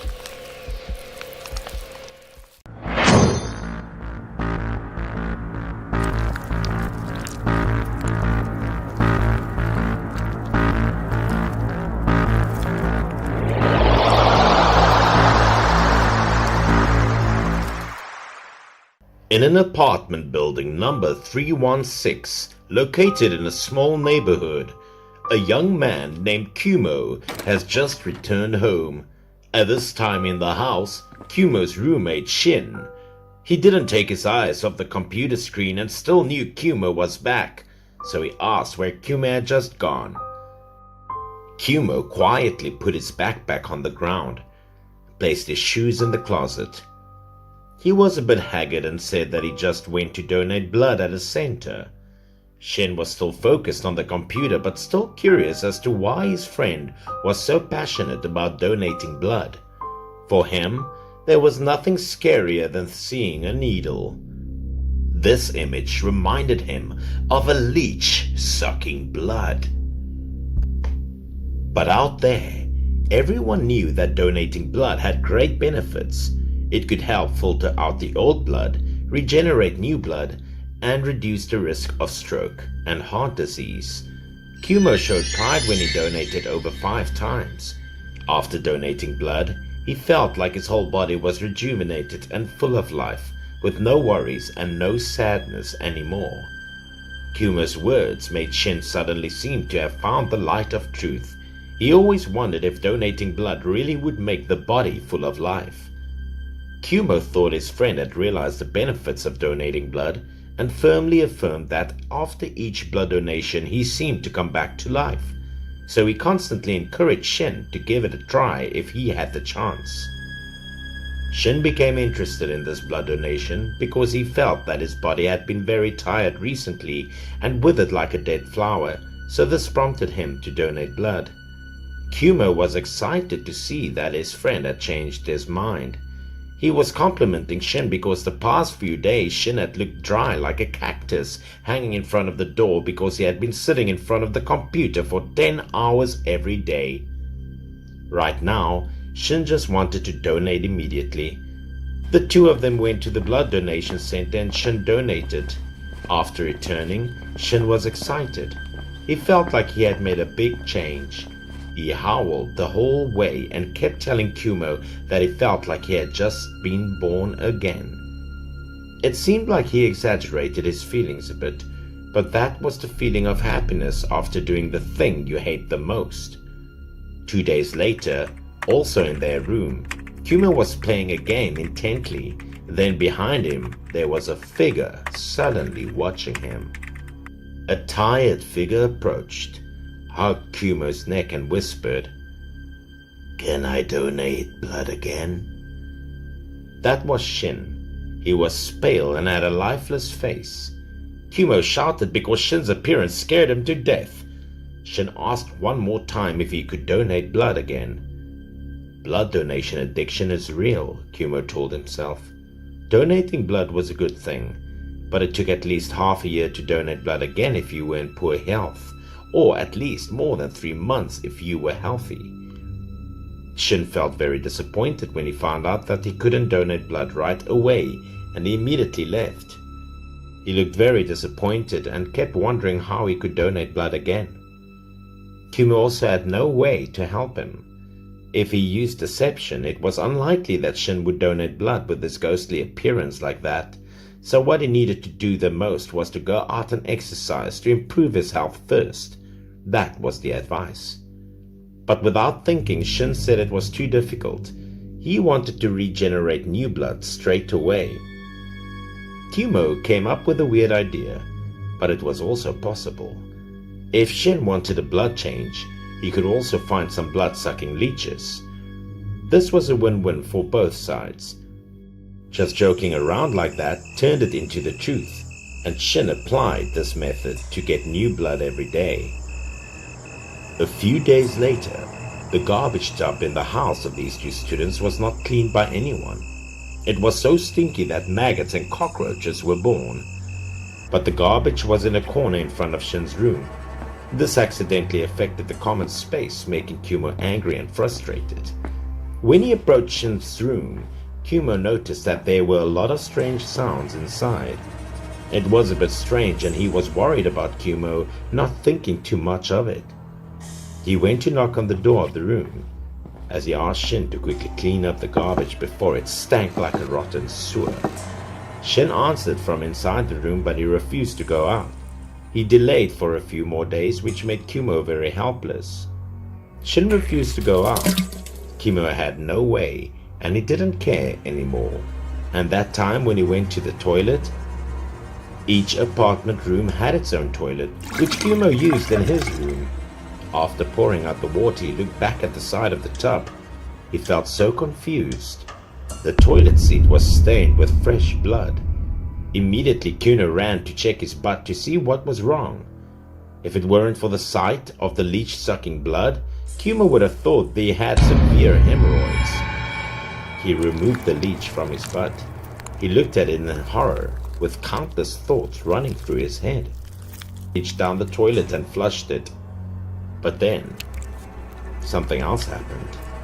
1, 2, and more leeches came out from the rim of the toilet, crawling to the place with a blood stain. Witnessing the scene gave him goosebumps, and Kumo was really scared as he angrily ran out and banged on the door. He was blaming Shin for being careless and for making them crawl all over the house. After hearing Kumo, Shin was extremely surprised, but he still did not believe that leeches could get out. Kumo kept banging on the door. He wanted Shin to come out and see for himself. Kumo believed that all the leeches got through the drain in the toilet from Shin's room. At this point, Shin refused to go out, but he seemed to be having some difficulty moving. He suddenly blurted out, "It was not okay," after there was a loud noise. Kumo listened to the inner movement. He was also worried. He did not know what Shin was facing. Seeing that Shin still hadn't come out, Kumo slowly opened the door to the room, surprised that the door wasn't locked. Shin's room was dark. Kumo howled, scolding his friend for not knowing what game he was playing. Just then he heard his voice near the door, but when he opened the door, he was nowhere to be found. Kumo waved his hand in the dark, looking for a light switch to turn it on, but suddenly he felt pain in his hand. He lifted it up to see 2 or 3 leeches sucking blood too fast. Then a hand suddenly grabbed Kumo's leg from the darkness, causing him to scream in panic. The brave Kumo also had a tremble. His legs were not steady, and the hair on the back of his neck was cold because of this horrible scene. He backed away slowly and tripped. Shin also slowly crawled out, reaching for help. Shin was like a devil coming out of hell. Kumo stammered for forgiveness. He couldn't believe such a horrible thing had happened. And as for Shin, he looked like a dying man. There were thousands of large and small holes in his body. They were all bleeding a lot from being sucked by leeches, and the leeches all looked fat. Kumo screamed in fear, warning Shin not to come near. Now he just wanted to rush out of the house and find a place to hide before thinking about finding a way to save his friend. As for Shin, he could have been satisfied and gotten a blood change every day, but he had to pay with his life. No one could understand why he could endure such pain.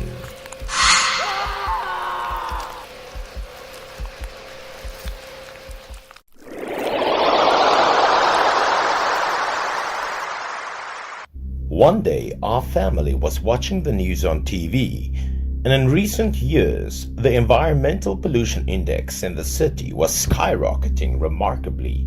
Therefore, relevant experts called for increased protection of the environment from heavy pollution and the need to rectify polluting enterprises. If the immediate action was not taken, an ecological disaster of a large scale could break out at any time. As my family was watching TV, I noticed something strange outside as I looked out of the window curiously. All my doubts disappeared when I saw snow. It was special because for the first time I saw snow falling in front of me with my own eyes, seeing that the place where I lived never had snow before. I immediately told my mother, but she didn't believe me and thought I was talking nonsense, because how could it snow in the summer?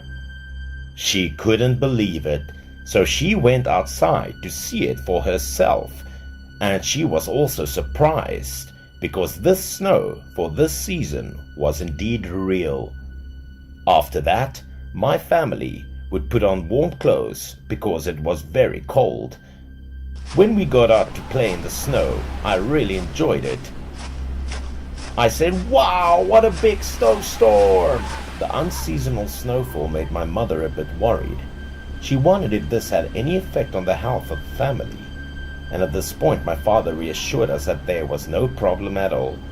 My dad also said that because I've never been in real snow, this was a rare opportunity to let us have fun. And at that moment, my father caught a big mosquito. It was rare that snowflakes and mosquitoes appeared at the same time. This phenomenon must be said to be unique.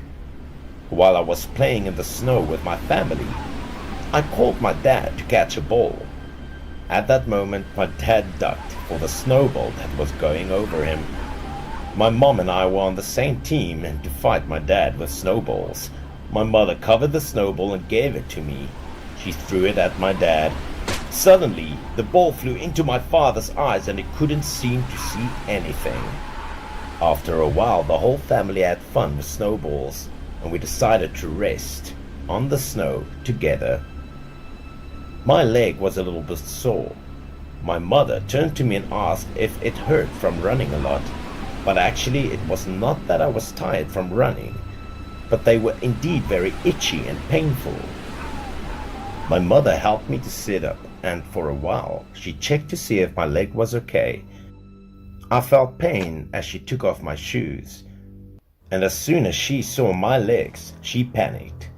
She told me to endure the pain a little, and at a glance I could see that the soles of my feet were very swollen. The swelling was getting bigger and bigger, and the blood was seeping out of white socks. As soon as I opened the socks, it was a horrible thing. Inside, my feet were countless mosquitoes crawling in parasitically scary ways. My mother suddenly realized this was a horrible thing. She shouted to my father that he should come right away, as this snow was something bad. My father felt the same way and urged my mother to take me inside. At the time, the TV was also broadcasting an emergency announcement. A storm was coming to the city. It contained many mutant insects released from an X-organization research center, to be exact white spherical objects in the form of snow. And the TV went on to say that when it came into contact with the surface of a human skin, it would absorb heat and expand quickly. Moreover, this type of mosquito was very keen to attack humans. They would eat deep into your flesh and blood. News reports advised people to quickly evacuate all the buildings immediately and close the doors and windows because the insects would die within 24 hours after they fell to the ground. So everyone took the time to find a place to hide and survive this important 24 hours.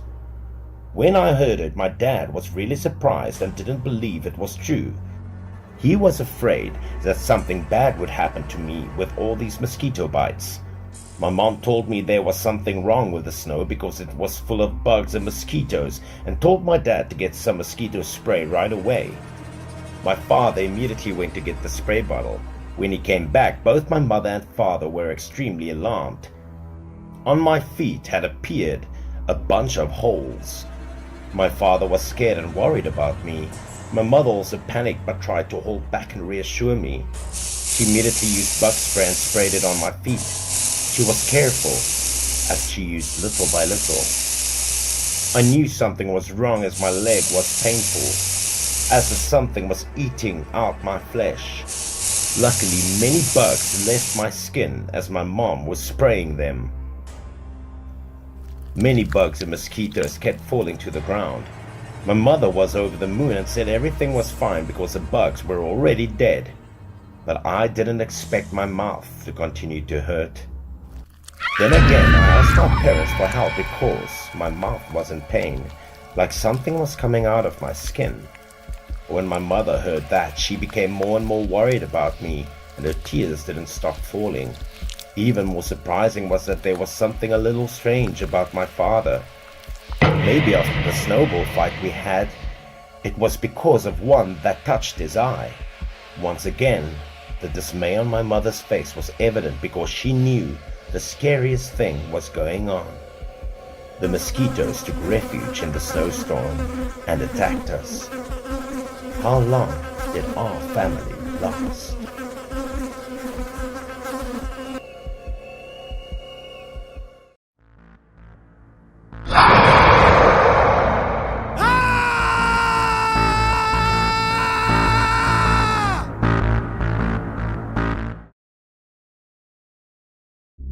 Yang, a guide for mountain tours, was exhausted by the frigid cold and the thick snow covering everything on this winter day. He couldn't help but grumble to his strange client, wondering why they hadn't gone hiking in spring when the scenery would have been far more beautiful than in the dead of winter. But the client paid no attention to Yang, instead focusing on a strange map in his hands, which didn't seem like something one would use on a vacation. Yang suddenly noticed a corner of the map peeking out, and it looked just like one of those treasure maps from the films he watched. Curiosity stirred within him. Could it be that the man wasn't on a vacation, but was actually on a treasure hunt? The client seemed to notice Yang's curious expression and became wary, warning Yang to stay back and wait for him. The client then continued forward alone, telling Yang not to follow or spy, as it could be dangerous for him. Yang's face twisted into a sly grin. He thought to himself, so it really is treasure. No wonder he's being so secretive. He must be afraid I'll find out the truth, but there's no real danger. And with that thought in mind, Yang stealthily followed the client, determined to uncover what he was really searching for. As night began to fall, the client's figure grew dimmer, but it seemed incredibly valuable as Yang kept hearing him laugh contentedly. Turning his head to take a closer look, Yang noticed something partially buried in the snow. It gleamed gold and seemed heavy. Yang suddenly froze. He thought it could be a gold ingot or some rare gem, which would explain the client's secretive behavior. A loud noise suddenly echoed, causing the client to be startled. Could it be a wild wolf in the forest? But this wasn't the sound of a wolf. It was more like a human scream. The client seemed to sense the impending danger. From the trees above, something fell. It was square and reflected light, looking like a piece of metal. When it hit the ground, it became clear that it was a nameplate, bearing the name of someone from a research department. The client picked up the nameplate, his face turning pale as if he was afraid of something. From behind, slimy tentacles began wrapping around tree trunks, slowly advancing toward the client. They shot forward like arrows toward the client. But why were octopuses appearing on the mountain? Realizing the danger approaching, the client panicked. He seemed to know exactly why the octopus-like creatures were here. Yang's terrified scream, combined with the monster's roar, seemed to tear through the cold silence of the forest. Both Yang and the client fled, pursued by the octopus-like creature, which appeared intent on tearing them apart. Even in this desperate moment, the client still seemed concerned for Yang, hoping he could escape in time. Behind Yang, he ran frantically, not knowing what kind of monster was chasing them. The creature was massive, resembling a spider, but with tentacles like an octopus instead of legs. But the real horror lay in something else. The most terrifying part was the skull-like feature on its body, complete with eyes, nose, and mouth. It screamed like a grown man, but with an agonized tone. It charged toward Yang, making him freeze in terror. Yang began to understand why the creature was chasing them. The trouble had started when the client unearthed something golden. Taking a chance, Yang grabbed the box containing the object from the client's hands and threw it toward the creature. As Yang had expected, the creature let out a painful shriek, showing that the object was incredibly important to it. The creature rushed toward the box, trying to grab it with its tentacles, but it failed to reach it. In its rush, the tentacles collided with the box, causing it to deform and spill its contents. The impact caused the protective gas inside the box to rupture, releasing the gas which surrounded the creature. Panicking, the creature fled from the gas, which was a stroke of luck, as it might have torn them apart otherwise. However, because of this, the item the client was after was taken by the creature, and the box was damaged, losing its protective gas. The client was in a state of shock, muttering that he couldn't complete the mission and warning that danger was approaching humanity. Yang couldn't understand what he was saying. They had just narrowly escaped death, thanks to his quick thinking. Why was the client talking about imminent danger? Despite this, Yang didn't want to continue the journey. The forest felt too strange, and they had nearly lost their lives. The client then pulled out a stack of money from his backpack, his face resolute. He insisted that Yang continue guiding him, explaining that traveling through the snowy mountain forest was dangerous and he couldn't go alone. There was still something he needed to find. Yang immediately thought that there might be more precious gems hidden in the forest, which was why the client wanted to continue. A sly grin spread across Yang's face. Yang fell silent, his mind calculating something with the mysterious client, but it was clear it wasn't for something good. Seeing Yang still hesitant, the client pulled out another stack of money, offering even more to convince him. The client seemed impatient, eager to continue quickly. He grew irritated seeing Yang's hesitation. Greedy as he was, Yang couldn't pass up the opportunity. He continued to feign fear and declined the offer. Without hesitation, the client pulled out even more money and tossed it to the ground in front of Yang. Yang's eyes lit up. To his surprise, the client's backpack was filled with cash, not food or clothes. Yang quickly gathered up the money, realizing that this amount could sustain a person for an entire year.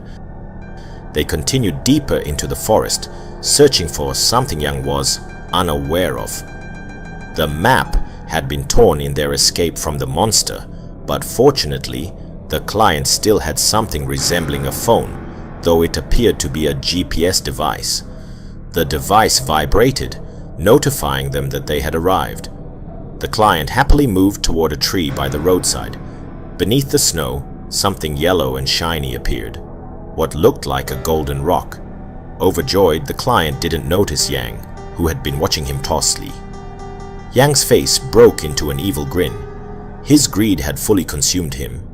Yang no longer had control over his actions. He grabbed a rock and lunged at the client. A loud thud echoed through the quiet forest as Yang struck the client.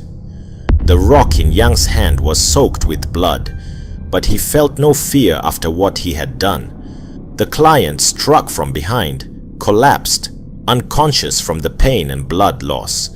Without a shred of remorse, Yang snatched the client's backpack.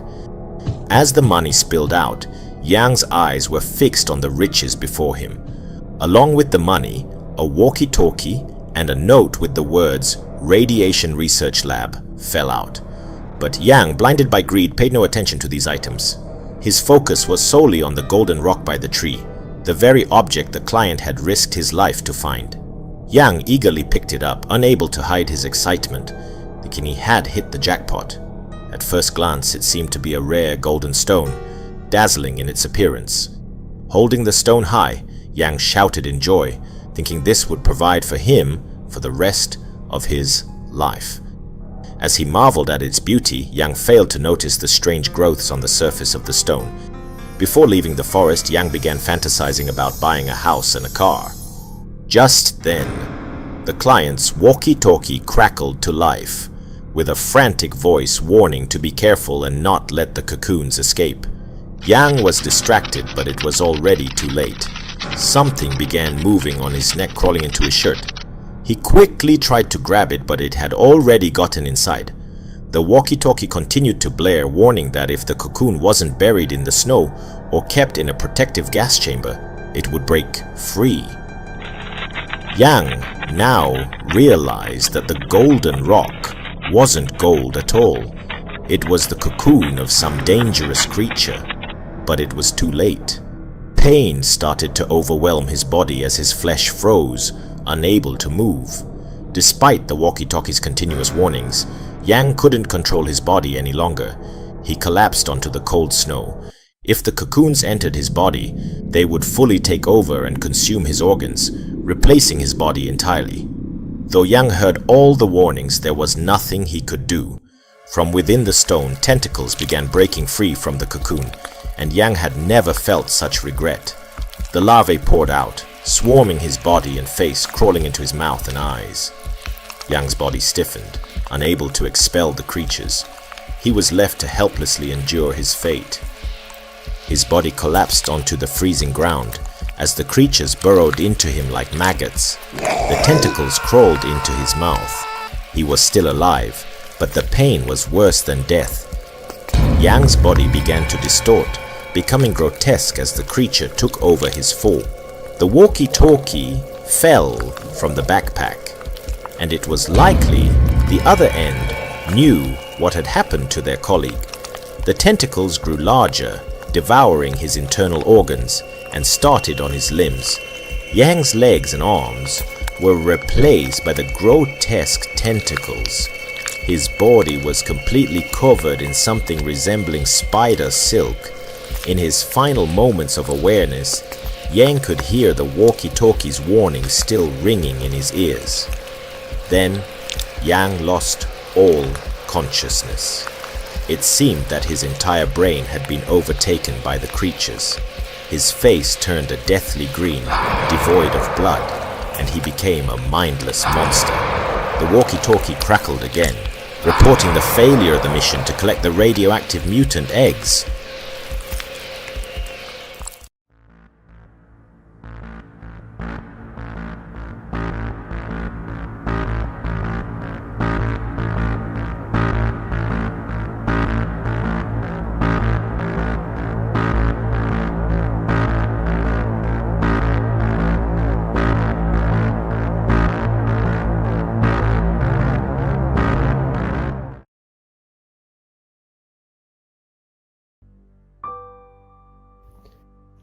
This horror story was about a mutant fly which the X organization researched and studied. For some reason, the sample of mutant flies appeared early in society. It was the first Monday of the week at an office of a horror animation production company. Ben was an illustrator. While he was working, a fly landed on his hand. With all his concentration, Ben stared at the fly.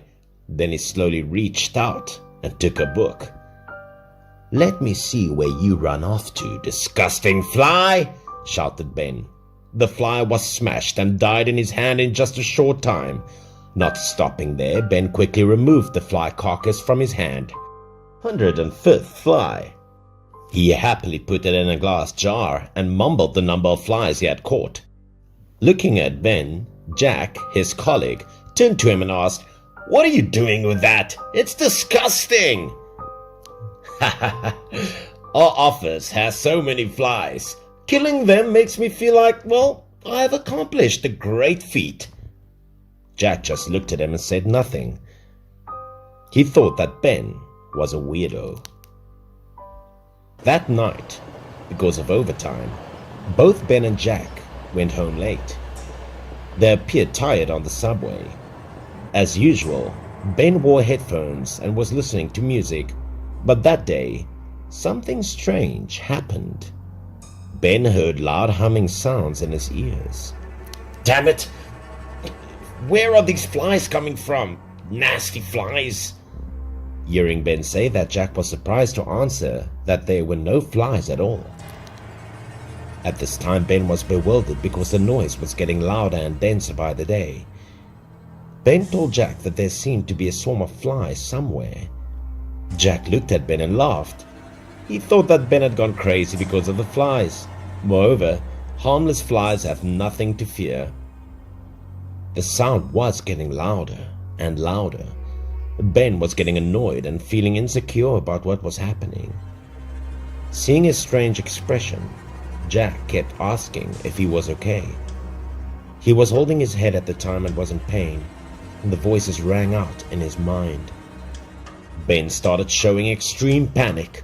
He screamed and said that the flies wanted revenge. They were coming for him. Then Ben fell to the ground and lost consciousness. He was immediately taken to the hospital. The doctor was picking something out of his ear. It seemed that this caused him to have hallucinations of some kind. A fly was pulled from his ear with blood flowing out, looking terrifying. It was a dead fly. The doctor picked it up and put it on the tray.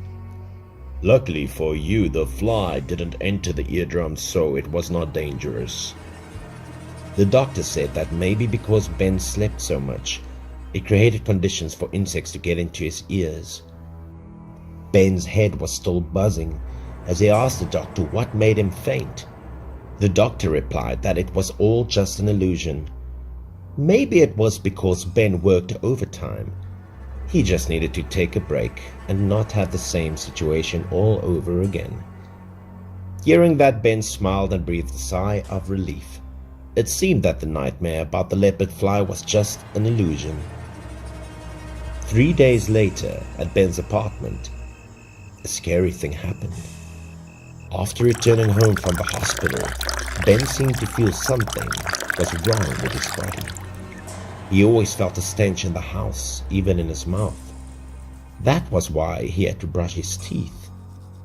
Even stranger than that was that his eyes suddenly became bigger than usual. From time to time there was an uncomfortable itching sensation in his eyes, and according to his daily routine, Ben spent a lot of time in the bathroom scrubbing his body.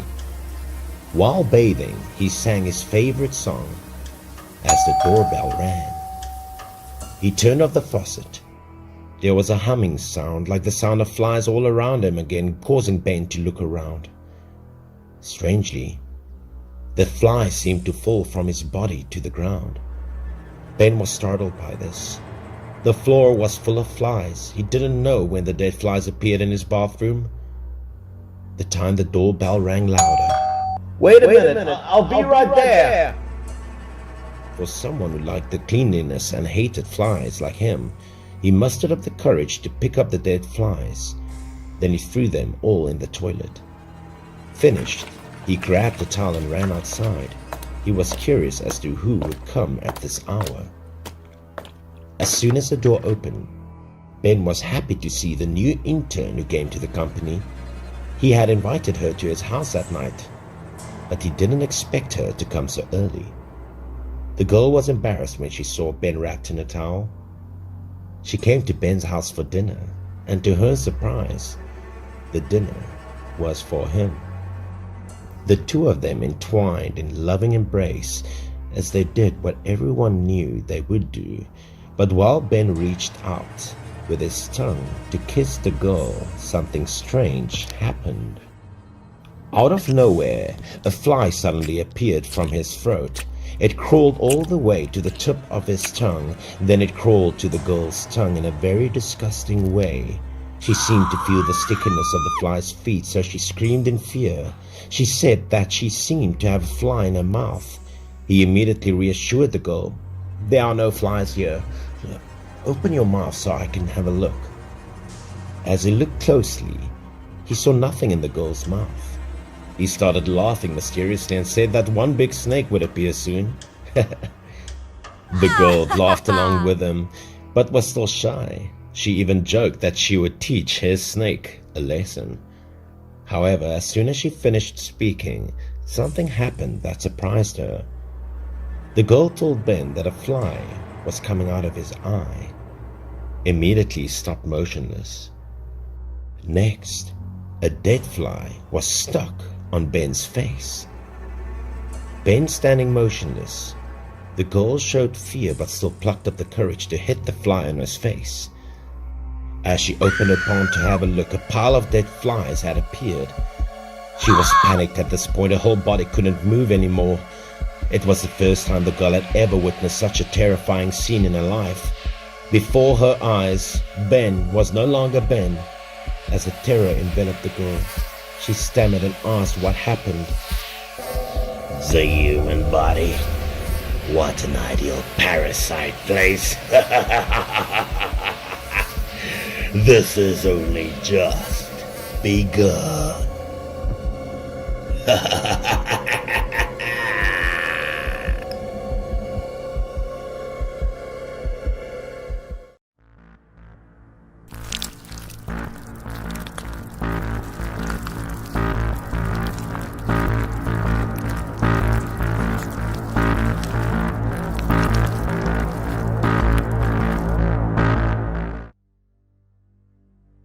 This story is about a boy named David who went to the park every day to play marbles. While he was playing one day, 3 other boys appeared. The boy with a mole on his cheek, named Leo, stepped forward and asked David to lend him a marble. "David, I didn't bring any marbles today. Can you lend me one?" As always, these 3 boys would look for ways to bully David whenever they saw him playing marbles. This time, they planned to use David's own marbles to win all of them from him. In no time, David had lost all of his marbles. "Hey, here's your red one back. I don't want these girly colored marbles." David looked at the pink marble left in his hand and felt sad. He felt humiliated, always bullied in this way. He could never defeat the 3 boys alone, and always lost, even when playing marbles. Frustrated, David threw the pink marble away. The marble soared forward, then fell into a drain. David watched the marble roll away and began to cry. Suddenly, he heard a voice whispering in his ear. "David, you can't let this happen. You can't let others keep bullying you." Another voice urged him. "That's right. Go get the marble back." David immediately ran to retrieve it, hoping it hadn't fallen too far down. Fortunately, David spotted the marble. It had been stopped by some dry leaves at the bottom. Picking up the marble, David felt relieved. It was, after all, the last one he had. This one is. David noticed something odd. Why did the marble seem so strange? It wasn't the marble he had thrown away. But he didn't care.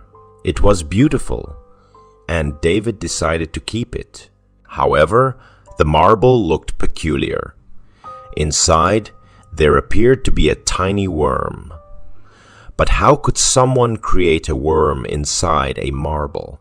That night, David practiced playing marbles tirelessly. It was challenging, and he grew increasingly frustrated as he kept missing his shots. He kept fiddling with the marble, hoping it would help him win and get his marbles back the next day. But suddenly, he noticed something strange. The marble grew hot, and the worm inside seemed to be wriggling. A strange sound came from the marble, grabbing David's attention. Shockingly, the marble split into 2 identical marbles. It was unbelievable. David seemed fascinated by the cloning ability of the strange marble, and he immediately threw it down onto the table. 2 marbles bounced up beautifully, but what David couldn't understand was why there was a worm inside the marble. David sat, resting his chin, examining the 2 marbles with the worm inside. Suddenly, he turned around and threw 1 marble into the fish tank, as was his daily habit. The fish tank and the desk drawer were the 2 places where David usually placed his marbles. It was beautiful. The marble blended with the water, and the focal point was the worm. David found this incredibly fascinating. That night, something strange happened. The next day, at the park, 3 boys were playing marble shooting. Suddenly, Leo looked up curiously when he saw David coming from a distance. David looked cheerful at that moment, holding some kind of box in his hands. Leo was surprised because David had brought a lot of marbles. Leo, now showing his bully side, grabbed David's shirt and said that David dared to disrespect him. Not wanting to play meant that those marbles were now his to take. Leo snatched the box of marbles and pushed David down to the ground. Leo smugly said that not wanting to play meant accepting defeat, so the marbles now belonged to him. He added that someone as weak as David shouldn't be playing in this area. David cried loudly, once again bullied and unable to fight back. Meanwhile, at David's house, his parents discovered something horrible and became frightened. The fish in the tank suddenly died, and the water was red with blood. The fish's body was badly bitten, and they couldn't understand what had eaten it. A little while later, David ran home, crying uncontrollably. Before even entering the house, his cries were already heard. David's mother wasn't unfamiliar with this situation. David often got bullied by his friends, and he was also a crybaby. Every time this happened, he would cry and run to tell his mom. On the other side, Leo was happy because he had collected a lot of David's marbles today. To avoid being discovered, Leo put all the marbles into a water basin in the bathroom. While Leo was fiddling around in the bathroom, outside the door, the sound of David crying could be heard. David's mother took him to Leo's house. Leo's mother opened the door, surprised to see David and his mother visiting so late. But when she saw David crying and his mother's stern expression, she realized her son must have bullied David again and felt uneasy. David's mother explained this wasn't the first time her son had been bullied. She had bought him many marbles, all of which Leo had taken. Leo's mother called out to him loudly, but he stayed in his room, shouting back defensively. Leo claimed he hadn't stolen the marbles. David had lost them fair and square. He insisted he had only borrowed them to play. David cried louder, pointing at Leo and accusing him of outright stealing the marbles without his consent. Leo's mother turned to him, asking if David's accusations were true. She promised forgiveness if he told the truth. However, Leo stood firm, assuring his mother he was telling the truth and had never stolen anything from David. Believing her son, Leo's mother told David's mother that her child wasn't a bully. She added that it was just kids playing games. Sometimes they win, sometimes they lose, and accused David of lying to reclaim his losses. David's mother, upset, accused Leo's mother of enabling her son's bad behavior. Leo's mother dismissed the accusation, suggesting David needed better upbringing. Furious, David's mother told him to leave, unwilling to argue further with unreasonable people. As they left, David told his mother he had heard strange noises coming from Leo's bathroom. After they left, Leo's mother blamed David's weak nature and poor parenting for the situation, wondering why they had even come over. Leo, thrilled, thanked his mother and called her amazing, but she pointed at him and scolded him harshly, saying she knew exactly what he had done. Suddenly, a sharp scream came from the bathroom, Leo's father's voice. Leo and his mother rushed to the bathroom and flung the door open, horrified by what they saw. "Leo? What did you throw into the bathroom bucket?" his father screamed, terror-stricken. A creature emerging from the bucket was attacking him. Dozens of blood-sucking bugs swarmed over him, spilling onto the floor as he writhed in fear and pain. To their horror, the basin containing David's stolen marbles had birthed these grotesque multiplying insects.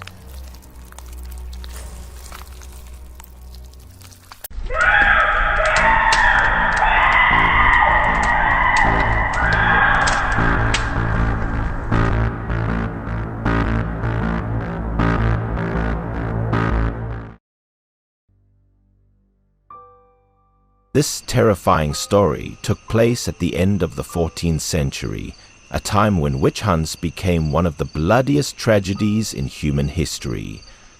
Back then, the way people eliminated witches was by burning them alive. And this story is being told by a woman from that very land of witches. She is recounting the tale to the village children, a story she witnessed with her own eyes. Its horror was so immense that she and her husband had to flee their village, seeking refuge in this new land. Everything feels as if it had happened just yesterday. The story begins in eastern England, in a riverside village, where there stood a charming little house filled with flowers and sunlight.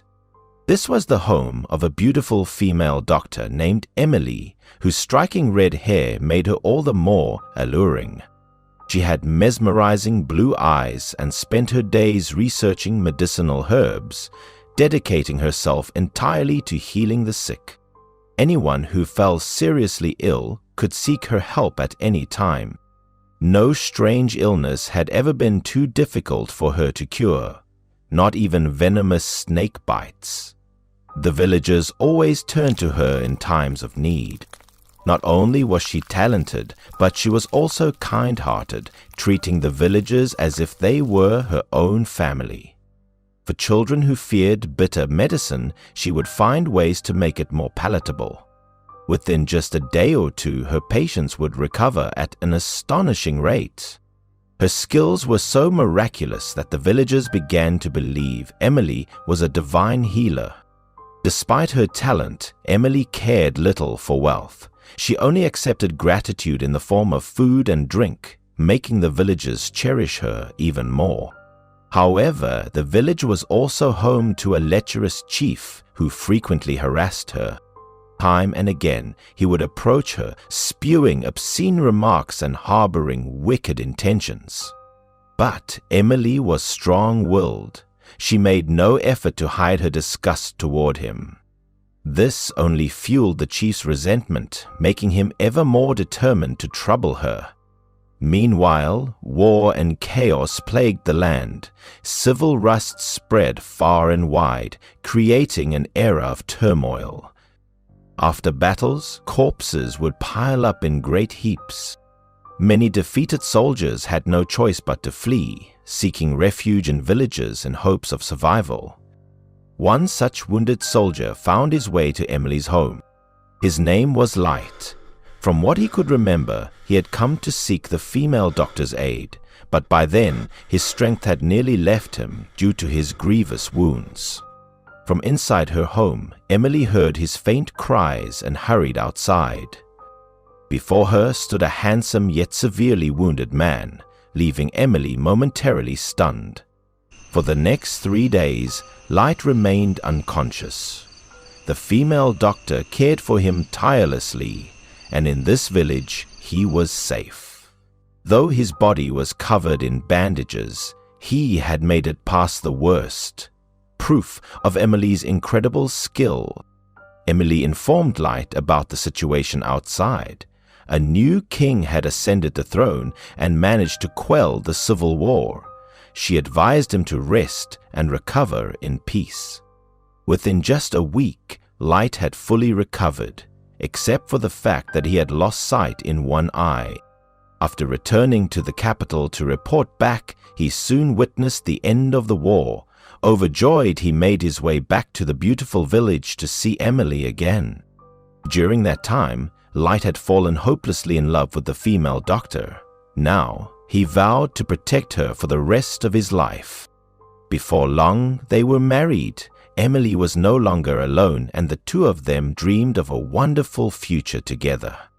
Light took on the role of the village's protector, and on weekends he ventured into the forest to gather medicinal herbs for Emily.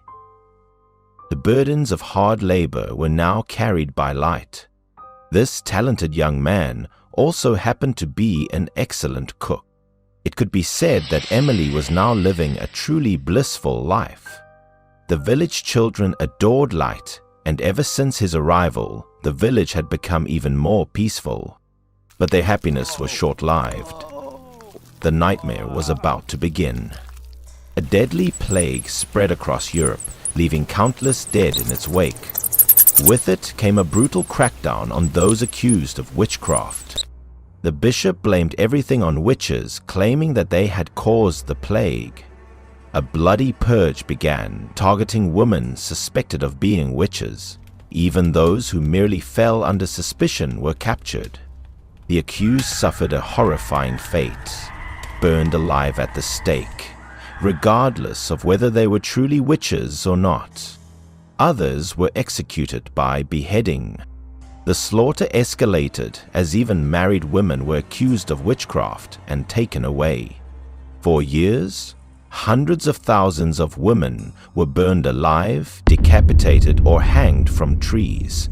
And soon, that terror reached the beautiful village where Emily and Light had been living in peace. The village chief had long held a grudge against Emily.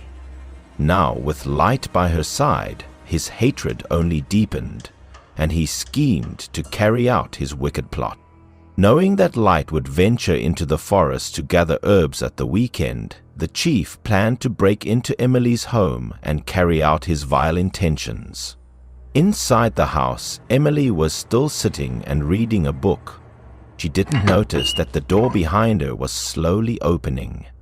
Upon hearing a noise, Emily immediately turned around and asked who was there. However, in an instant, the village chief lunged at Emily, pinning her down on the table, intending to commit a vile act. He threatened her, saying that if she obeyed him, he would let both her and Light live in peace. He began to intimidate her, claiming that in this village he was king. If he wanted, Emily would be arrested. He could accuse her of being a witch, leaving her with no escape but death. She would be impaled through the chest, burned alive in agony, or even beheaded. But before he could say anything further, a large hand suddenly grabbed his head, leaving him bewildered and terrified.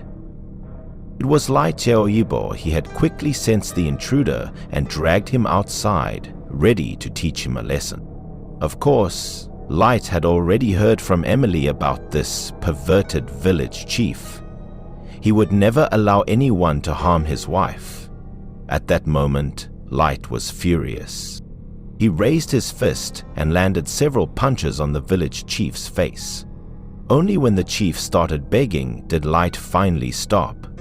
However, as soon as Light let him go, the village chief turned back and vowed that Emily would pay the price. Emily clung tightly to Light. Thankfully, he had been quick to react, or else she would have been at the mercy of that vile man.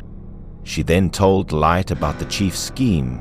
He was certain to accuse her of being a witch before the archbishop, making it nearly impossible for them to escape. But as they were packing to leave, it was already too late. From the distance, both villagers and soldiers were approaching. The village chief had accused Emily of witchcraft, and of course, the archbishop believed it without question. To him, it was better to kill an innocent than to let a witch go free. Upon seeing Emily's red hair and beautiful appearance, the archbishop immediately declared her a witch and ordered the guards to seize both her and Light. In this situation, Light had no way to resist. He could only watch helplessly as Emily was taken away. Soon after, in front of the entire village, Emily was placed on a pyre. That very night, they intended to burn her alive. The archbishop recited a long passage from the Bible, claiming that executing Emily was necessary to prevent a plague from spreading in the village. He listed a series of baseless accusations, pinning fabricated crimes on the poor girl. Among the crowd, several villagers whom Emily had helped stepped forward as witnesses. They argued that Emily had only ever saved people and had never harmed anyone. Moved by the villagers' support, Emily felt touched. However, she also sensed an impending tragedy looming over her. Suddenly, a boy in the crowd raised his hand, claiming he could testify. But to everyone's shock, the boy, whom Emily had once saved, pointed straight at her and declared that she was indeed a witch. He said he had seen her using magic while he was unconscious. Overwhelmed by shock and despair at the boy's accusation, Emily could only cry, unable to do anything else. She couldn't even believe her own ears. What was happening? The villagers' voices grew louder, chanting for Emily to be burned alive. cursing her as a wicked witch. Seeing the villagers' unanimous decision, the archbishop became excited. How disgusting it was that his joy came from watching young women die in the flames and hearing the cheers of the crowd. Light was utterly powerless. He screamed in anguish but could do nothing. Under the archbishop's orders, a torch was thrown onto the pyre. The flames quickly engulfed the wood, and Emily screamed in pain. She had spent her whole life using her medical skills to save people. She had never harmed anyone. The more she thought about it, the more resentment filled her heart. She had placed her kindness in the wrong hands. How could the very people she had saved now cruelly demand her death? In that moment, as the fire roared higher, Emily uttered her final words. She would leave the villagers a gift, her teeth. As the flames consumed her, her red hair turned white. The fire rose even higher, drowning out everything except Light's heart-wrenching cries. Light's mind went completely blank. He couldn't believe how quickly everything had happened. Ignoring Light's agony, the archbishop and his guards walked away. The villagers did the same, leaving behind only a pile of ashes. But only a few seconds later, the village chief was the first to scream in pain, completely clueless about what was happening. Hearing the cries, the archbishop turned back to look. It was horrifying. Strange boils had erupted all over the village chief's body. And not just him. The same boils appeared on the archbishop's skin as well.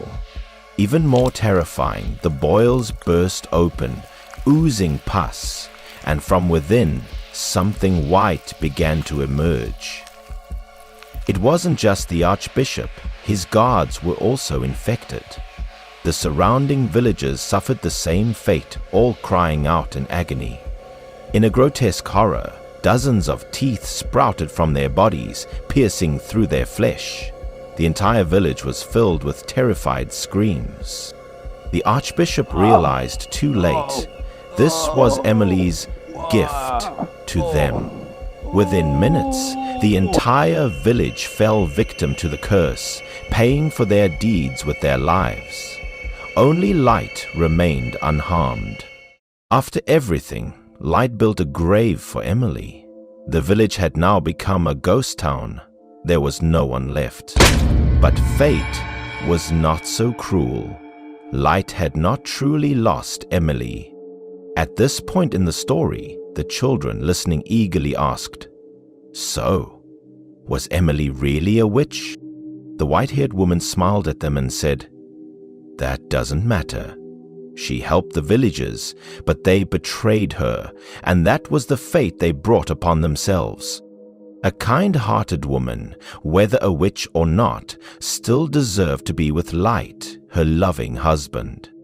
In the end, most people have the wrong idea about witches. Not all of them are evil.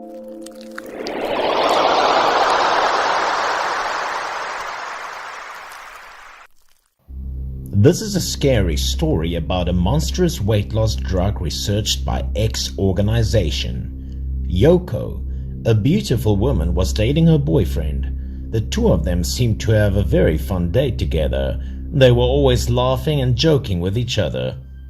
"Yoko, I didn't expect you to lose weight so quickly in such a short time. Do you have any tips?" her boyfriend asked. Yoko stammered, admitting that the reason was that she had been trying to fast a lot lately. However, in her heart, she was always hiding a secret. To be like now, she had to thank a miracle weight loss pill. Although this drug had a miraculous effect, it made people more and more greedy and to eat uncontrollably. In the end, how specific its effects really was, let's see. At noon, after eating, the two of them went to the amusement park to play on the Ferris wheel. While sitting on the Ferris wheel, Yoko was constantly eating. She carried a large bag of popcorn that surprised her boyfriend. Less than 10 minutes later, the large box of popcorn was completely eaten by Yoko. They were having a good time when suddenly Yoko, pale-faced and tired, begged her boyfriend to give her more food. But he didn't have any food left. She ate everything she brought. Yoko's face began to constrict. She felt extremely exhausted and kept clutching her stomach and lamenting that she was so hungry. Her boyfriend was also panicking, not knowing what was wrong with her. He only had to tell her to endure. When he went to the ground, he would buy more food for her. At this point, Yoko couldn't take it anymore. She suddenly asked her boyfriend to look away for a moment. Seeing that she looked unwell, her boyfriend tried to take her to the hospital, but she refused. This weight loss pill had an immediate effect, but if you looked closely, there was something wrong with the ingredients. Because of her desire to lose weight quickly, Yoko completely underestimated the side effects. She couldn't help but curiously reveal her belly, and seeing the state of her stomach, Yoko was both surprised and worried, as if she suddenly understood something. It turns out, once Yoko was starving, these blisters would pop up, causing her pain from the inside. After getting off of the Ferris wheel, on the ground, Yoko immediately took out her phone to call someone, but the other side had no sound and could not be contacted. She called while eating a burger. Fortunately, after she was able to eat again, the blisters disappeared. She then ran over to her boyfriend and apologized for keeping him waiting for so long. By that evening, they continued to eat, at which point scary things began to happen. "Hey, if you order so much, will you eat it all?" Yoko ordered a table full of food, and her boyfriend was worried that she would not be able to eat it all because of so much food. But seeing his girlfriend eat so well, he felt happy and encouraged her to eat more because the food at this hotel was indeed delicious.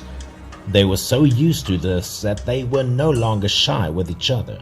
A table of more than a dozen dishes, Yoko ate non-stop.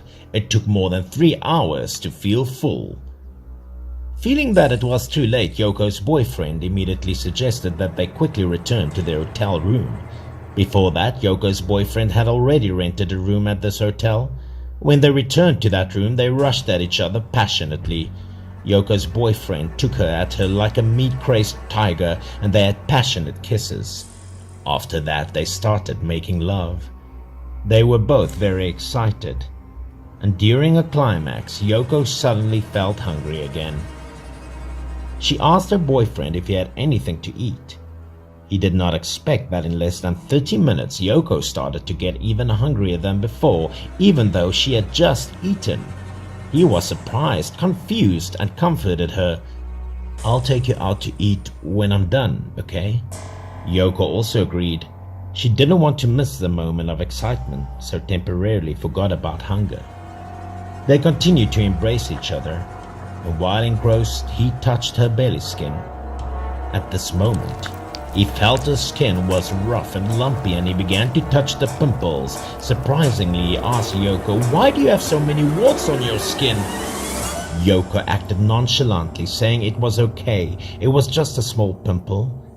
At the end of her words, he suddenly shouted, his face so pale, "Monster, why did it come out of the stomach?" A lot of creatures shaped like giant flutes emerged from Yoko's stomach and wriggled into her boyfriend's fingers. They were the hungry ones that had completely destroyed the girl's stomach. Yoko herself did not expect it because she underestimated the side effects of the diet pill, leading to a heavy price. Do you want to lose weight with this method? Just eat and don't get hungry. So simple, right?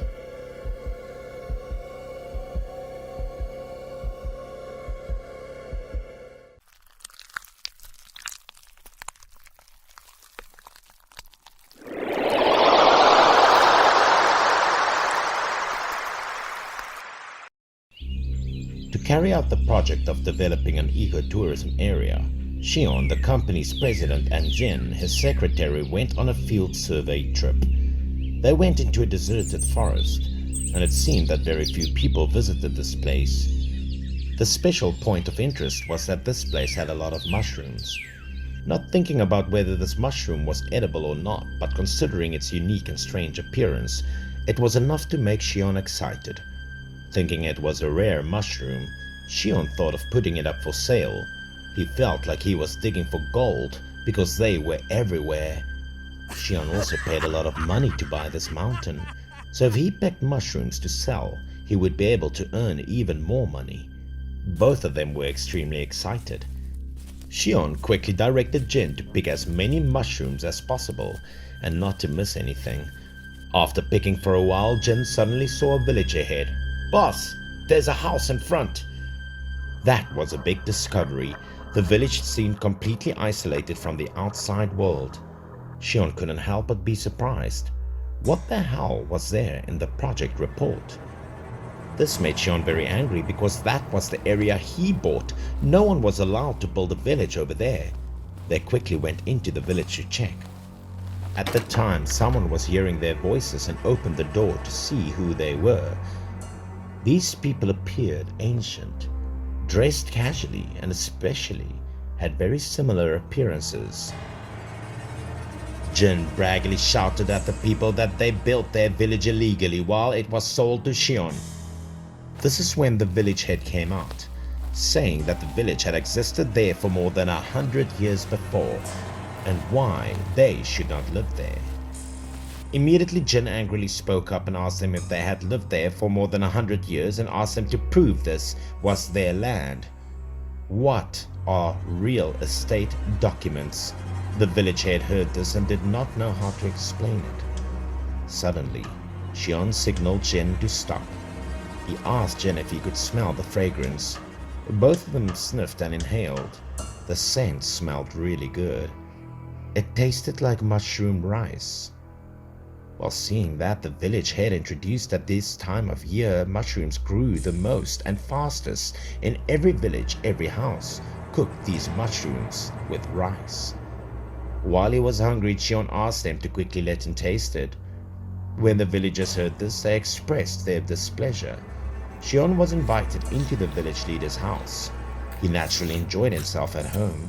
He ate and excitedly praised it. After eating, Shion asked the village leader for the rest of the mushrooms in the house so he could bring back some. However, if they gave it all to him, they would have nothing left to eat. Jin saw this, so he asked him to hurry and bring more mushrooms to him. He also threatened him not to offend Shion because this was his land. However, the village leader really struggled because those were all the mushrooms they had left. After listening to this, Shion frowned and showed anger. He immediately grabbed the village leader by the collar and threatened him that if he couldn't do it, he would send the whole village away. The village leader wanted to say something but stopped. Only one sentence from Shion made the old man obey him. He quickly put on his hat and went out. Jin and Shion remained in the house, and Jin couldn't help but complain because the place was really wet and humid. The skin on his fingertips wrinkled up like blisters, looking uncomfortable. While waiting, Shion suddenly thought of learning the secret to growing these mushrooms. So after finishing his meal, the village leader asked if the two of them would enjoy a meal. Shion expressed joy and comfort after eating, complimenting the mushrooms as very delicious, asserting that they must have some secret to make the mushrooms so delicious and big. The village leader also did not hide anything, saying that they were all grown the way their ancestors taught them. There was no big secret. Shion then put on a solemn face and asked the old man to let them open their eyes to see how they would grow these mushrooms. The old man hesitated. Then he said that it was late and the two of them should stay for the night. Tomorrow we can continue. He also promised that the next day they would see how the mushrooms grew. Jin complained angrily that this place was cramped, stuffy and humid. Even so, Shion was also patient and hard-working and accepted to stay until morning to see the secret to the growing mushrooms. Hearing this, the village leader was also happy and excitedly invited the two of them into the room because the room was already prepared. Soon you will know how these mushrooms are made, as he smiled sinisterly. Thinking of the fruitful land, Shion felt extremely regretful to leave it to a village. He didn't want to lose this land, but he also really wanted to know how to grow these mushrooms. Jin suddenly had an idea. If they got the family recipe the next morning, then they could also drive out the villagers and turn the place into a mushroom farm named Xion. Xion liked this proposal, and he praised Jin for it. About a few minutes later, Xion started to feel hot and sweating like he was in a sauna. Downstairs, the old man asked how the boiling water was. A young man was busy heating the oven, saying that the right temperature could help mushrooms grow quicker. The old man suddenly smiled mysteriously and instructed his son to take good care of the guests. In the bedroom, Xion couldn't stand the heat of the room anymore.